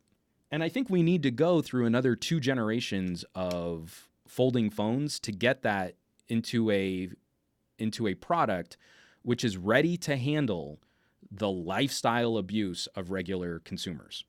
The casually chucking it into a cup holder of my car where there's going to be grit. And I have a problem with chewing gum. So there's tons of gum wrappers in my car and there's dust and crumbs and like you can't expose the hinge of a Mate X or a Galaxy Fold to that kind of lifestyle. One of those phones wouldn't last a day in my wife's purse. Like she's the mother of a toddler. There's a lot of garbage in her purse. These things are not practical, but we need to get to that point where we can experiment with some of these other form factors. A smaller, more discrete, foldable concept that expands into a normal media and entertainment experience could be a huge benefit, could be a huge value for a number of consumers out there, especially like me. Like I rock my Levi's 501s and they fit and they're not tight, but some of these phones don't even handle my back pocket, right? But if I could have that makeup compact form factor, that foldable form factor where they could fit better, I'm all for it. And then it would also help improve software, that these phones would be more screen resolution and aspect ratio aware. Or I could have my little mini phone and just plop it into a charger and then it fires up like a really nice monitor for like a DeX or a desktop mode. You know, like I invested in the Kickstarter, just got approved for the Next 2 laptop dock. I'm really excited about that laptop dock. For $300, you get like a full, I think it's a 13-inch laptop with an extra battery and an HDMI and all these really cool ports, extra USB ports, Ethernet, and it's got a huge battery that can charge your phone, and then your phone drives the whole experience. And I think we're there. I think we're there where that could really be the travel solution for a huge number of consumers out there. But we also need software that can really take advantage of it. We need Android Q to really be smart enough to know what's going on with that.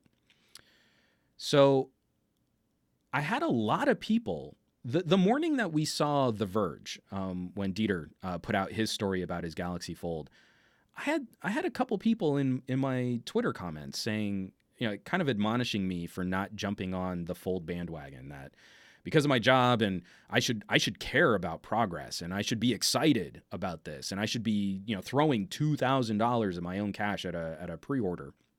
And look at all these other people. They're saying it's amazing. And all of your concerns about the device were completely unfounded. And then literally that afternoon, all of the stories just exploded about how folds were failing and screens were dying. And this solution of putting a plastic screen guard just wasn't a viable lifestyle practical solution for such an expensive gadget. And there was the little sick schadenfreude, but it was more directed at the people that were like tasking me with this. Like, how dare you not care about progress when I've been on the record for years now that the idea of an Axon M or a Kyocera Echo, this is not what I want to see. I don't want to see a clumsy tablet become my phone. What I want is my phone to become more discreet, easier to use, smaller to handle. That would be the benefit for me. So I felt a little validated, but it's a bummer because if this evolution can't happen, if like Samsung just walks away for a generation, that doesn't really help contribute to the solutions that I do want to see. We need to see that progress. We need to see those improvements. We need to see the iteration. But this is absolutely why they should not have launched this phone as a real consumer-facing solution. So that's my feeling on it. Let me scroll back up.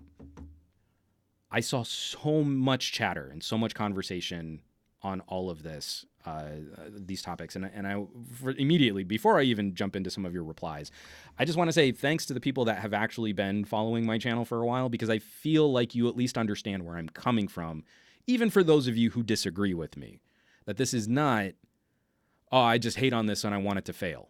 I want it to succeed, but I also have very specific wants and desires for myself for how it succeeds. And that, more than anything else, is really the idea I'm trying to convey. Scroll back up here.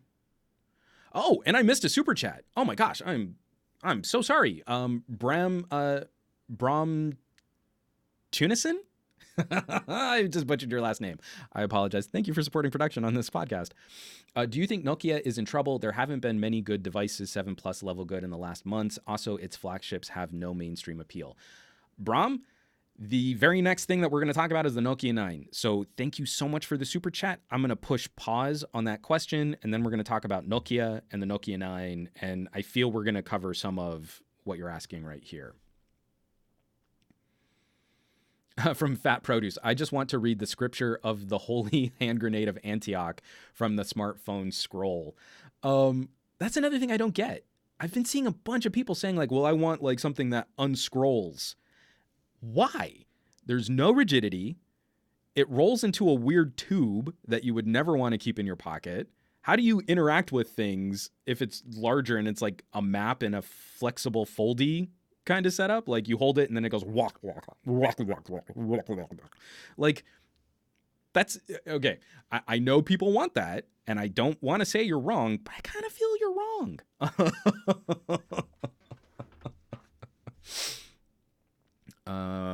From the Sentinel 909, I think that having the folded phone small and poopy would dissuade people from using the phone in social situations or on the go, and just reserve the large unfolded screen from when you're alone. You would think that, but what do we increasingly see when people are showing off new technology? It sort of normalizes the experience for things that probably aren't beneficial to consumers. And that instead it would be sort of like again, tech has become lifestyle. Tech has become fashion. So then you'll see people showing off and flexing their folds, and people who don't speak broke showing off their folds. And instead it would normalize consumer behavior that I think would be worse, not better, than what we currently have with 6 to 6.5 inch 2:1 aspect ratio displays. Real big, phablet-y mini tablet screens that people regularly block the world. I was at so we had friends of ours are moving, and they had like a little Easter get together after we got back from brunch, and there were people in this little condo community gathering where two parents like literally did not look up from their iPhone. I want to say they were 6S Pluses, but like they did the entire Easter get together. I mean, they took a lot of photos, but they did almost everything like talking through their phones. Like I was having a conversation with a woman, and like she would only occasionally glance up for eye contact. I feel like the fold would make that worse, not better.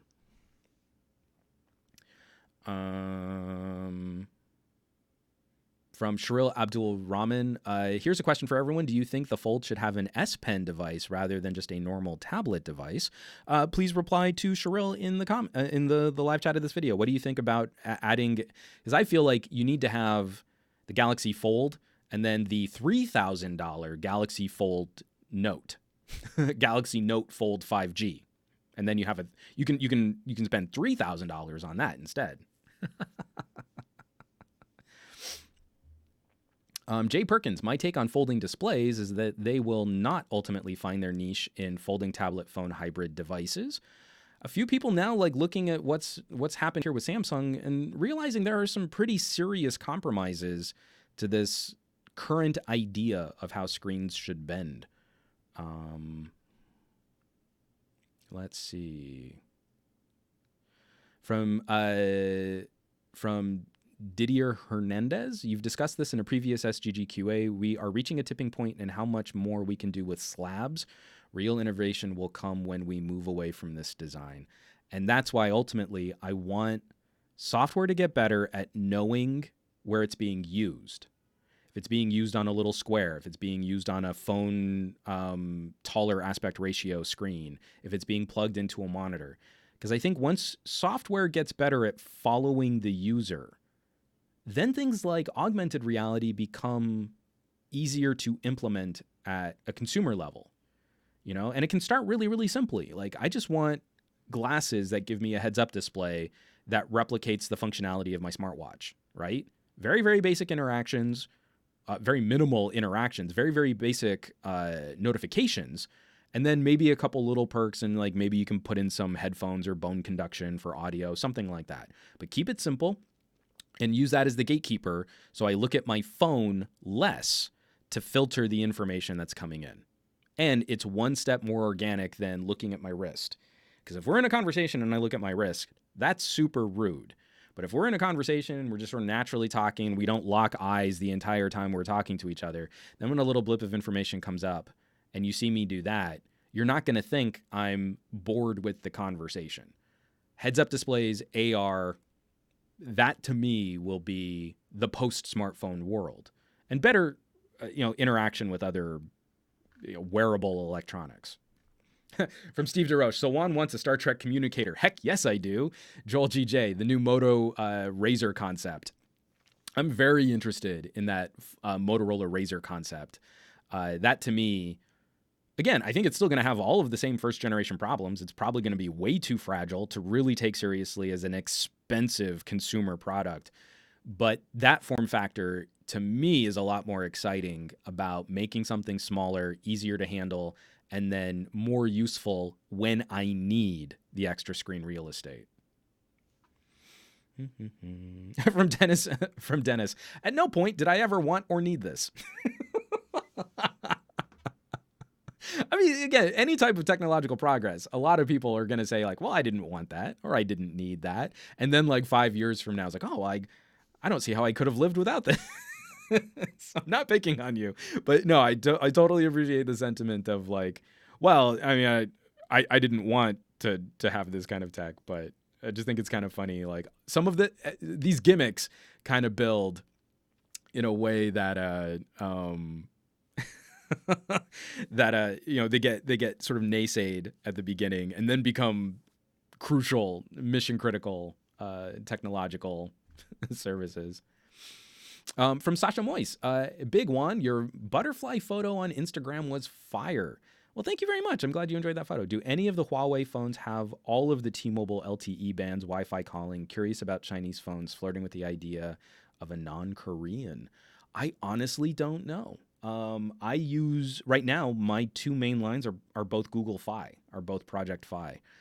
So I'm helping to fund the Laura Ingraham show on Fox. I have not had issues with I don't have the Mate 20 Pro, but I have the Mate 20 and I have the Honor View 20, and both of them I want to say I think did well. But someone who's more into T-Mobile banding, and then also I haven't really used T-Mobile's voice over LTE service. That's only been over Project Fi, which has their own flavor of like Wi-Fi connected calling. You'll want to check with someone who's more knowledgeable about that, or contact T-Mobile directly. I can't answer that question definitively for you. Steve DeRoche, the plastic screen might not be the best suited for an S Pen. That's a good point. If you're scribbling on like a note, you're really using that S Pen. Maybe you don't want to be scribbling hard on a plastic screen. Also, I think you'd have problems with the digitizer. I just think it's a funny joke to say like, well, the Fold is $2,000. How much would all of this other stuff cost for the 5Gs and stuff?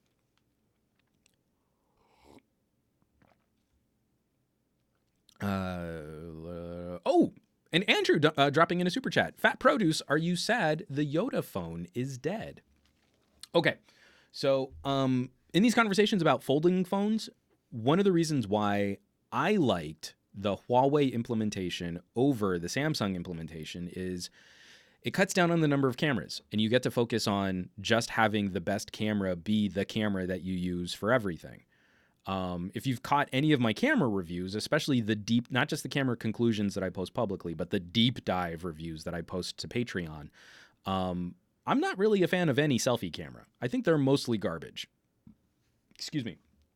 And whenever I'm shooting and I take pictures of myself or of my family or me with my family and friends, now on a Samsung, now on a Huawei, always, I mean, since the LG V20, ultra wide, rear camera, takes a way better photo than what your front-facing camera can take, and then you crop a little because your arm's probably, weird and distorted because of the wide-angle shot, and it's so much better.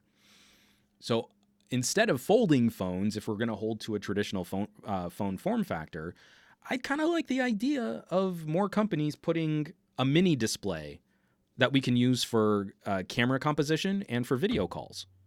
So instead of you turning the camera app around, you just turn the phone around, and then bloop, another little screen pops up and you can use it. If they're going to make the back of our phone glass anyway, I'd happily trade wireless charging for a secondary display, a composition display.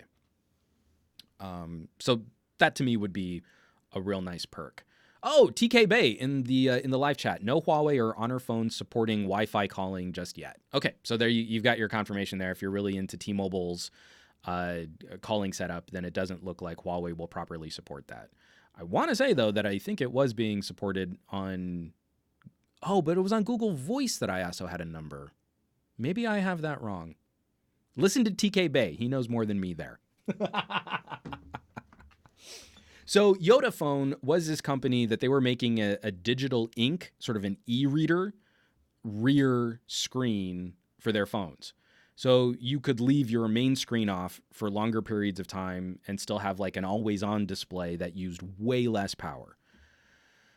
It was such a good idea. You could use it as an e-reader. It's better on your eyes. It's easier on your eyes. Lower power. Again, there are so many good ideas about using that, but it never really found good traction in the market. And then I think there were some other issues with how the company was being managed and financed, and the whole thing just folded. So to answer your question, Andrew, one, I'm always sad that when we see a weird left field idea fail, that makes me sad because I like to see more crazy experiments in the world of smartphones and mobile electronics. But two, like, also we need to talk about those market corrections where just because you can hinge a phone on one gimmick and build something unique doesn't necessarily mean that it's going to play out as a solid consumer solution device. So that's the gig. Yolanda Rowe, hashtag some foxy gadget guy. I hate taking selfies, but if I'm going to take a picture of this, I want it to be the best looking photo that I can achieve. And that's never going to happen with a selfie camera. They're always bad. Again, Samsung, the flippable camera on the A series, that way better. That should be on Galaxy S series phones. Use the good cameras. Take the photos of yourself. Don't use the garbage cameras that create hole punches and notches on your displays. Stop disrupting the screen to include a terrible webcam, right? You don't put your webcam for your computer on the display in a way that like blocks what's happening. I mean, I used to make a joke like I'm just going to do all of my podcasts now with like a notch. We'll just put a notch right there because you guys like having selfie cams, right? Selfie cam notch. Woo! But yeah. Get good. And especially if your phone has like a mirror finish on the back. Even if you don't have an ultra wide, it's still going to be a better photo. And you just need to practice a little bit. You just go, okay, well, I line up right about there and I angle my wrist and I click the volume shutter button and the volume button and I take a way better photo of myself than what I can get with the selfie camera. So, from Jay Perkins, the Huawei approach immediately strikes me as better, but the whole concept of a folding phone just seems kind of silly to me.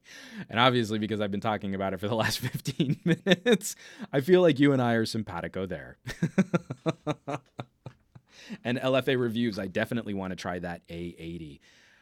Again, for as much trash as I've been talking to Samsung lately, that to me, I just got way more excited about the A80 than I did any of the Galaxy S phones that are currently out, S10e included.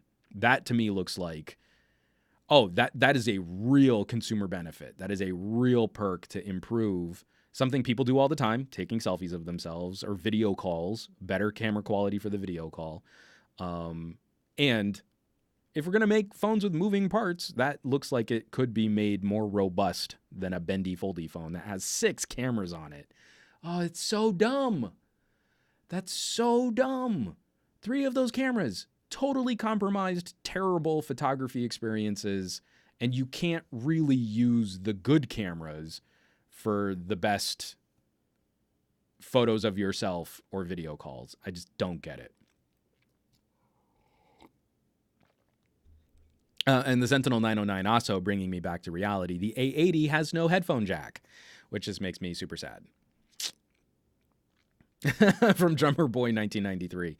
My take on the Galaxy Fold, while it is indeed very innovative and definitely a head turner, in the words of Flossie Carter, the price is too damn high. All right. Well, we got about 10. We can push this 10, 15 minutes. We should wrap this up. Another company that's sort of struggling with its public setup right now, with its attempts at reviving a label that I absolutely love and adore. We got to talk a little bit about the Nokia 9. I held off on the final review. First of all, I'm going to be doing this more.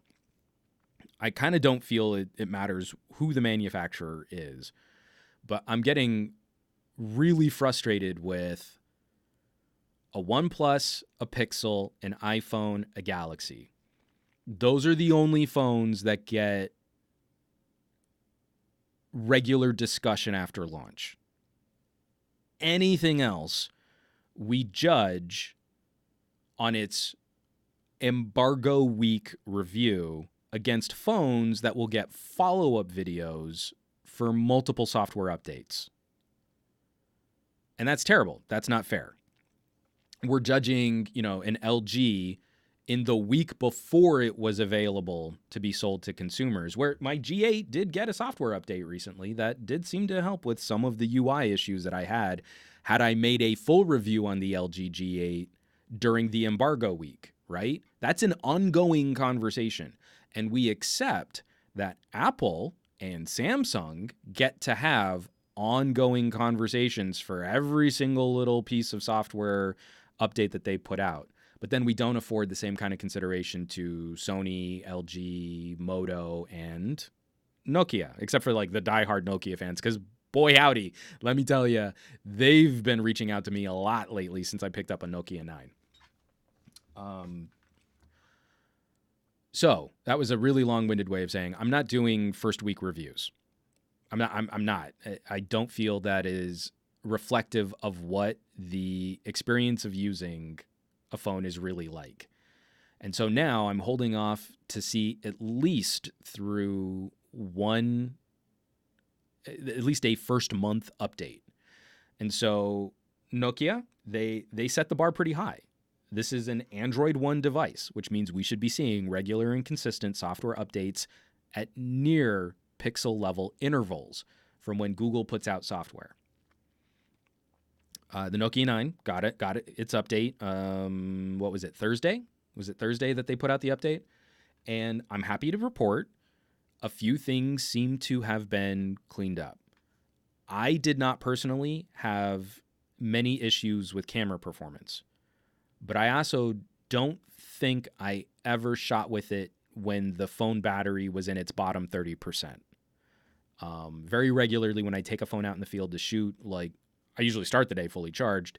And while I'll destroy the battery life through the afternoon, as I drive around to the different places that I'm shooting at, I'm plugging the phone back in because I don't want to have to wait to recharge the phone if I'm shooting out in the field and then the phone dies. So I personally can't comment on that. The camera app performance seems to be improved. The manual pro mode for the camera is still woefully broken. I'm still disappointed that shutter speed and ISO don't seem to stay. They're not sticky if you hide those sliders. So you pull out the sliders, you adjust what you need to adjust, you hide the sliders to tap to focus, and then the phone just resets and it goes full auto again. That needs to still be fixed. Low light performance has improved a little. It's not going to wow people if all you care about is night sight style, high dynamic range, but some of the JPEG processing is a little less muddy from where we were at launch. But obviously, the thing that I think most people are talking about this week is how bad the fingerprint sensor is. So I'm just making sure I kind of got that cleared off. So they changed the icon. Let me see if I can just get it to pop up. You going to pop up? No. They changed the icon. There it goes. They changed the icon. They added these little corners to it. So it's a clearer target for where you're supposed to put your thumb. This is a phone that is still almost unusable for fingerprint sensors if you have a screen protector on the device. I retrained both of my thumbs. I tried some of the old tricks for like doubling up each thumb or training one thumb with the screen brightness set to high and then another thumb where you're in darker conditions. My right thumb does seem to be doing better. It has been more reliable with the screen protector on to get into the device. My left thumb has gotten worse. It never unlocks off of my double trained left thumb. It's just broken. But I think the real black eye is if you follow guys like TechAlter, they've been having a conversation about the Nokia 9 over the last less than 24 hours. I mean, this is something that they've been breaking open over the last like 18 hours, where people seem to be able to get into the Nokia 9 with untrained fingers or with anything that's kind of generally textured like a fingerprint, like someone used a gum wrapper pressed into the screen and that seemed to unlock their phone. Those people who are demonstrating that, and I take TechAlter seriously, like I don't feel he'd be, just ginning up a controversy if he wasn't able to replicate this. And he says that he was. I'm trusting him and I believe him. They are also performing these tests without any additional security unlock in place. So like on a lot of Android phones, you can say, hey, when I'm connected to this Wi-Fi network, leave my phone easily unlockable. Like don't make me go through the full security if I'm at home, because my phone should generally be safer than when I'm out and about. Or like if you're like me, I often enable a password unlock when I'm connected to a smartwatch. So if I'm separated from my smartwatch, if my phone is separated from my smartwatch, you have to put in a password or you have to use a fingerprint. But when I'm holding the phone, I'm within the proximity of a watch, so the phone knows, okay, well, you're you. I'm using the watch to confirm my identity. Way less secure, but again, convenience. I'm making that trade-off for convenience.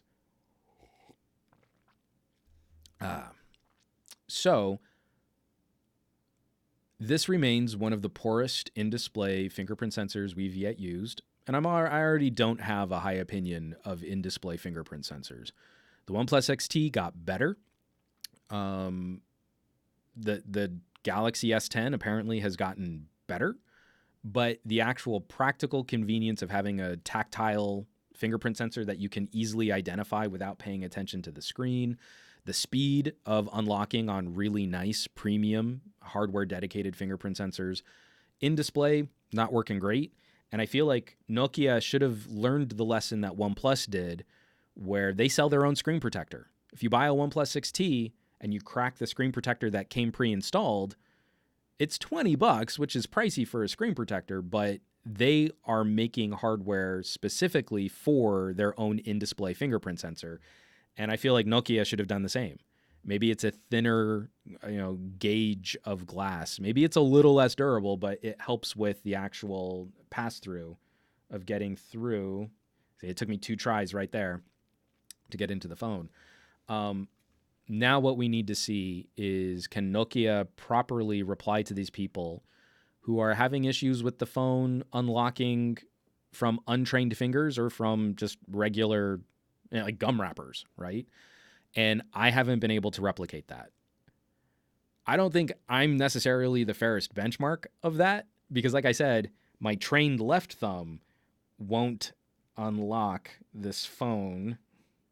It recognized a thumbprint, it's pulsing, and I've double trained it. I've trained this thumb twice, and it's just not gonna, and now I need to put in a passcode. Too many attempts, try again later. So my security is apparently way higher, where the phone won't even let me into the device. The fingerprint scanner won't even let my trained thumb into the device, let alone any other finger. I'm really trying to use, I've never trained an index finger, and it's just saying not recognized. So mine seems to be working the way it should be, but also more aggressively weeding me out versus my right thumb, which has been working way more consistently after this update. So gadgets are a conversation over time. This is not to say that I feel the Nokia 9 is a buy or don't buy, right? If I'm going to maintain the same kind of conversation that I have with LG and with Samsung and with Apple, then this now becomes a spectrum, shades of gray. And now I feel the Nokia 9, the audience of people who this phone will be a good fit for them is currently significantly narrowed. It's just a smaller group of a smaller group of consumers, a smaller community of Nokia enthusiasts, of photography enthusiasts, who I feel they will enjoy the experience of this phone, with some of the glaring issues of this phone standing in their way. That's now a small pocket of consumers, but that also kind of makes sense for this phone being something of a limited edition device. You have to know that you're going to like an aggressively contrasty photography look with some of the most bleeding edge depth mapping and software blur. It's fun to shoot on this phone. The photos from this phone, I really like the photos from this phone. But you have to be more photography focused. You have to like what we used to see with Huawei Leica with their monochrome and RGB color sensors. And then you kind of have to be okay with not using a screen protector or having a severely limited fingerprint sensor lockdown experience. So I don't know anyone in my circles of family and friends that I can outright recommend the phone to based on that criteria. But I do feel that there are Nokia brand enthusiasts that are, like me, are just going to be happy to have this label. I'm keeping this phone in my collection, and I'm going to put it next to Lumia's. I am trotting out my Lumia 1020 to do not a direct one-to-one comparison, but sort of an evolution of what has HMD done with this brand since Microsoft stomped it into the ground. But this doesn't change my opinion of I still prefer rear-mounted fingerprint sensors. We still have a ways to go with in-display. I think it's going to be a while before they catch up to where we were a couple years ago with hardware-based fingerprint sensors. And then it's just a shame because so much else on this phone is a joy to use. It's screaming fast, ultra clean, really snappy. I mean, all those things that we would want and like from a Pixel with surprisingly decent headphone output for using a dongle. Like, so many of these things are good. Like, it's a good to very good phone experience. But then I run into that last hurdle where this phone is now out of its sales. Like, there aren't any sales on the Nokia 9 that I know of, but that means this is a $700 phone. And if you go to B&H, you can pick up an LG G8 unlocked for $700. And at $700 for my photography and video content creator fans, I think this is the safer buy. For the security people who care about biometric security and locking a device down, rear-mounted fingerprint sensor and a true depth sensor on the selfie camera to scan your face properly. The audio experience is just hands down way better on an LG G8, both for speakers and for headphone output. And they're both $700. And one has a newer chipset and the other has an older chipset. And the last thing I would point to is, man, you're shopping a Nokia 9 and an LG G8, and the only thing you can really argue is LG software updates are way behind. You'll get better, faster updates on the Nokia, but the Nokia has way more to fix from a smaller team of engineers and software developers. I don't think we've really reclaimed that fun experimental magic of the Nokia label. And that's, again, I would also recommend checking out TechAlter did a great video talking about his concerns for HMD licensing this label. And I agree with his wrap up and with a lot of his sentiment there. I think this might be a company that's starting to bite off more than they can properly chew. I feel like the Nokia 9 was sort of pushed out in a state where they just couldn't hold on to it any longer. And that's usually not a good place for a manufacturer to be. See also Galaxy Fold problems, right? So this is way less destructive of a problem on a phone whose buy-in is a third the price of a Galaxy Fold. So funnily enough, even though that audience would never be shopping those two devices directly against each other, I'd heartily recommend a Nokia 9 over a Galaxy Fold if those were your only two options.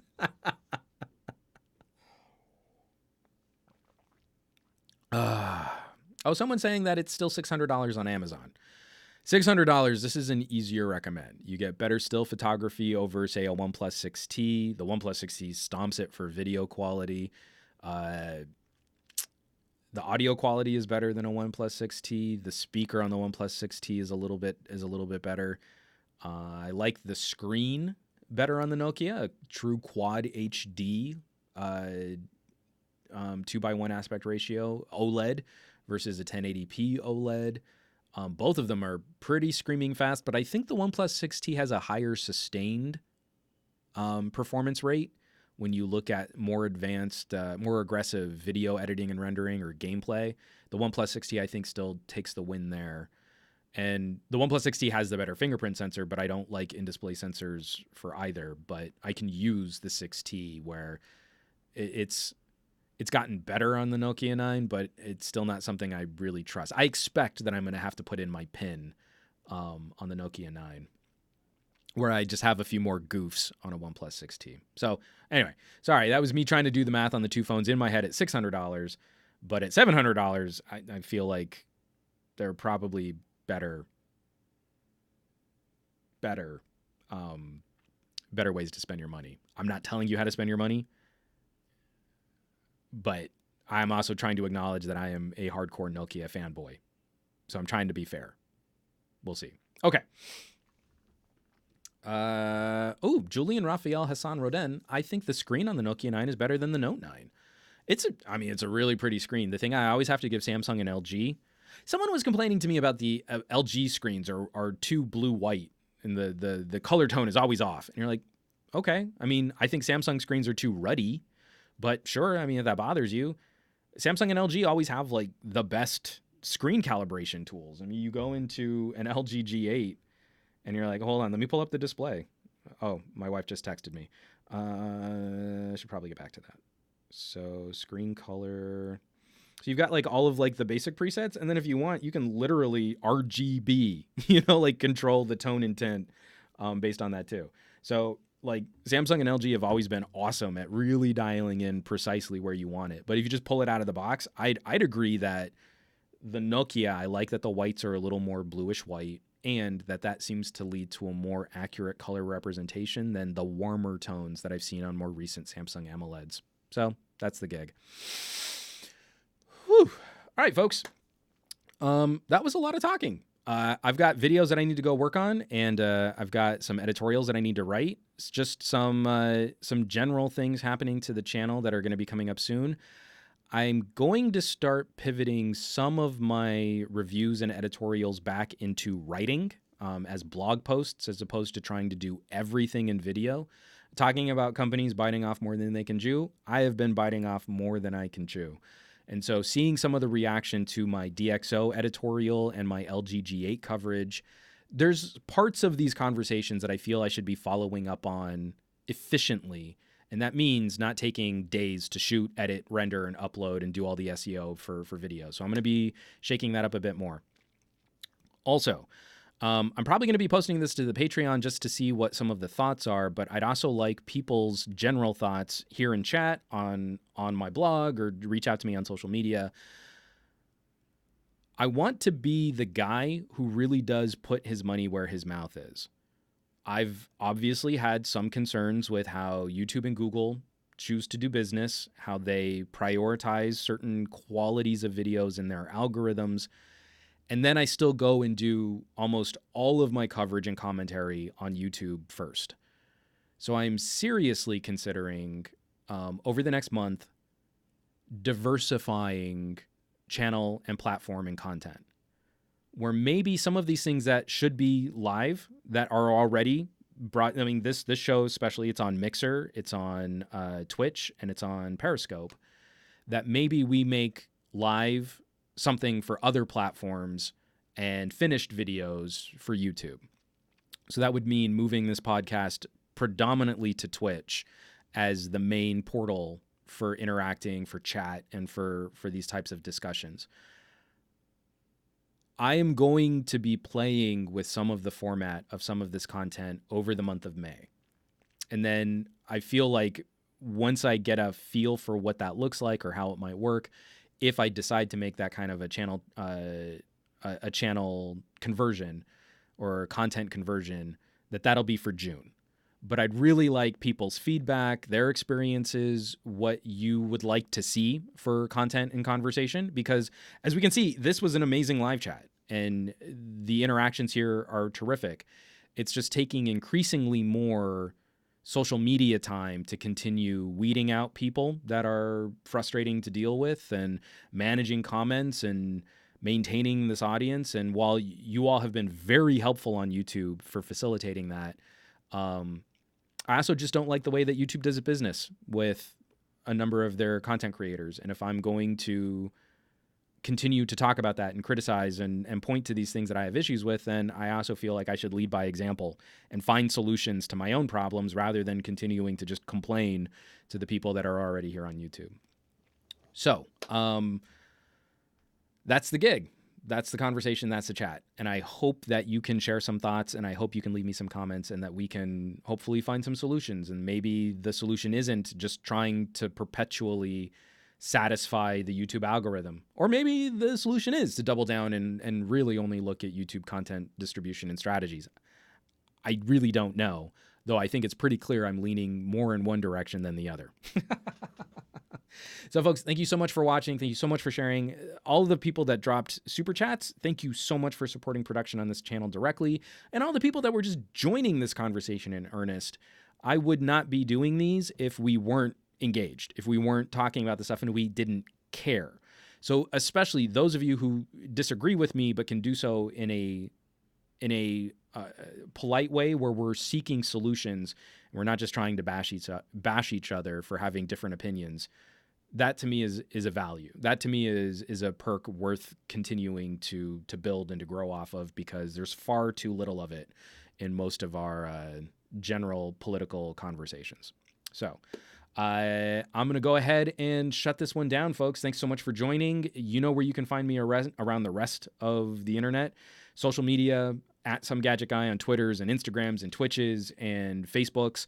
My full site, somegadgetguy.com. All kinds of ways to interact and comment and not worry about YouTube policing comments and demonetizing my channel when you drop comments on somegadgetguy.com. And then also supporting directly with the community over at patreon.com. Just some wonderful conversations from like-minded tech fans happening over there. So, folks, you know where you can find me next week. There's going to be another Monday morning tech chat show, Monday morning, 9 a.m. Pacific time. And I want you guys to have a fantastic week. I want you to do awesome with your technology this week. I want you all to be awesome with your technology this week. Take care.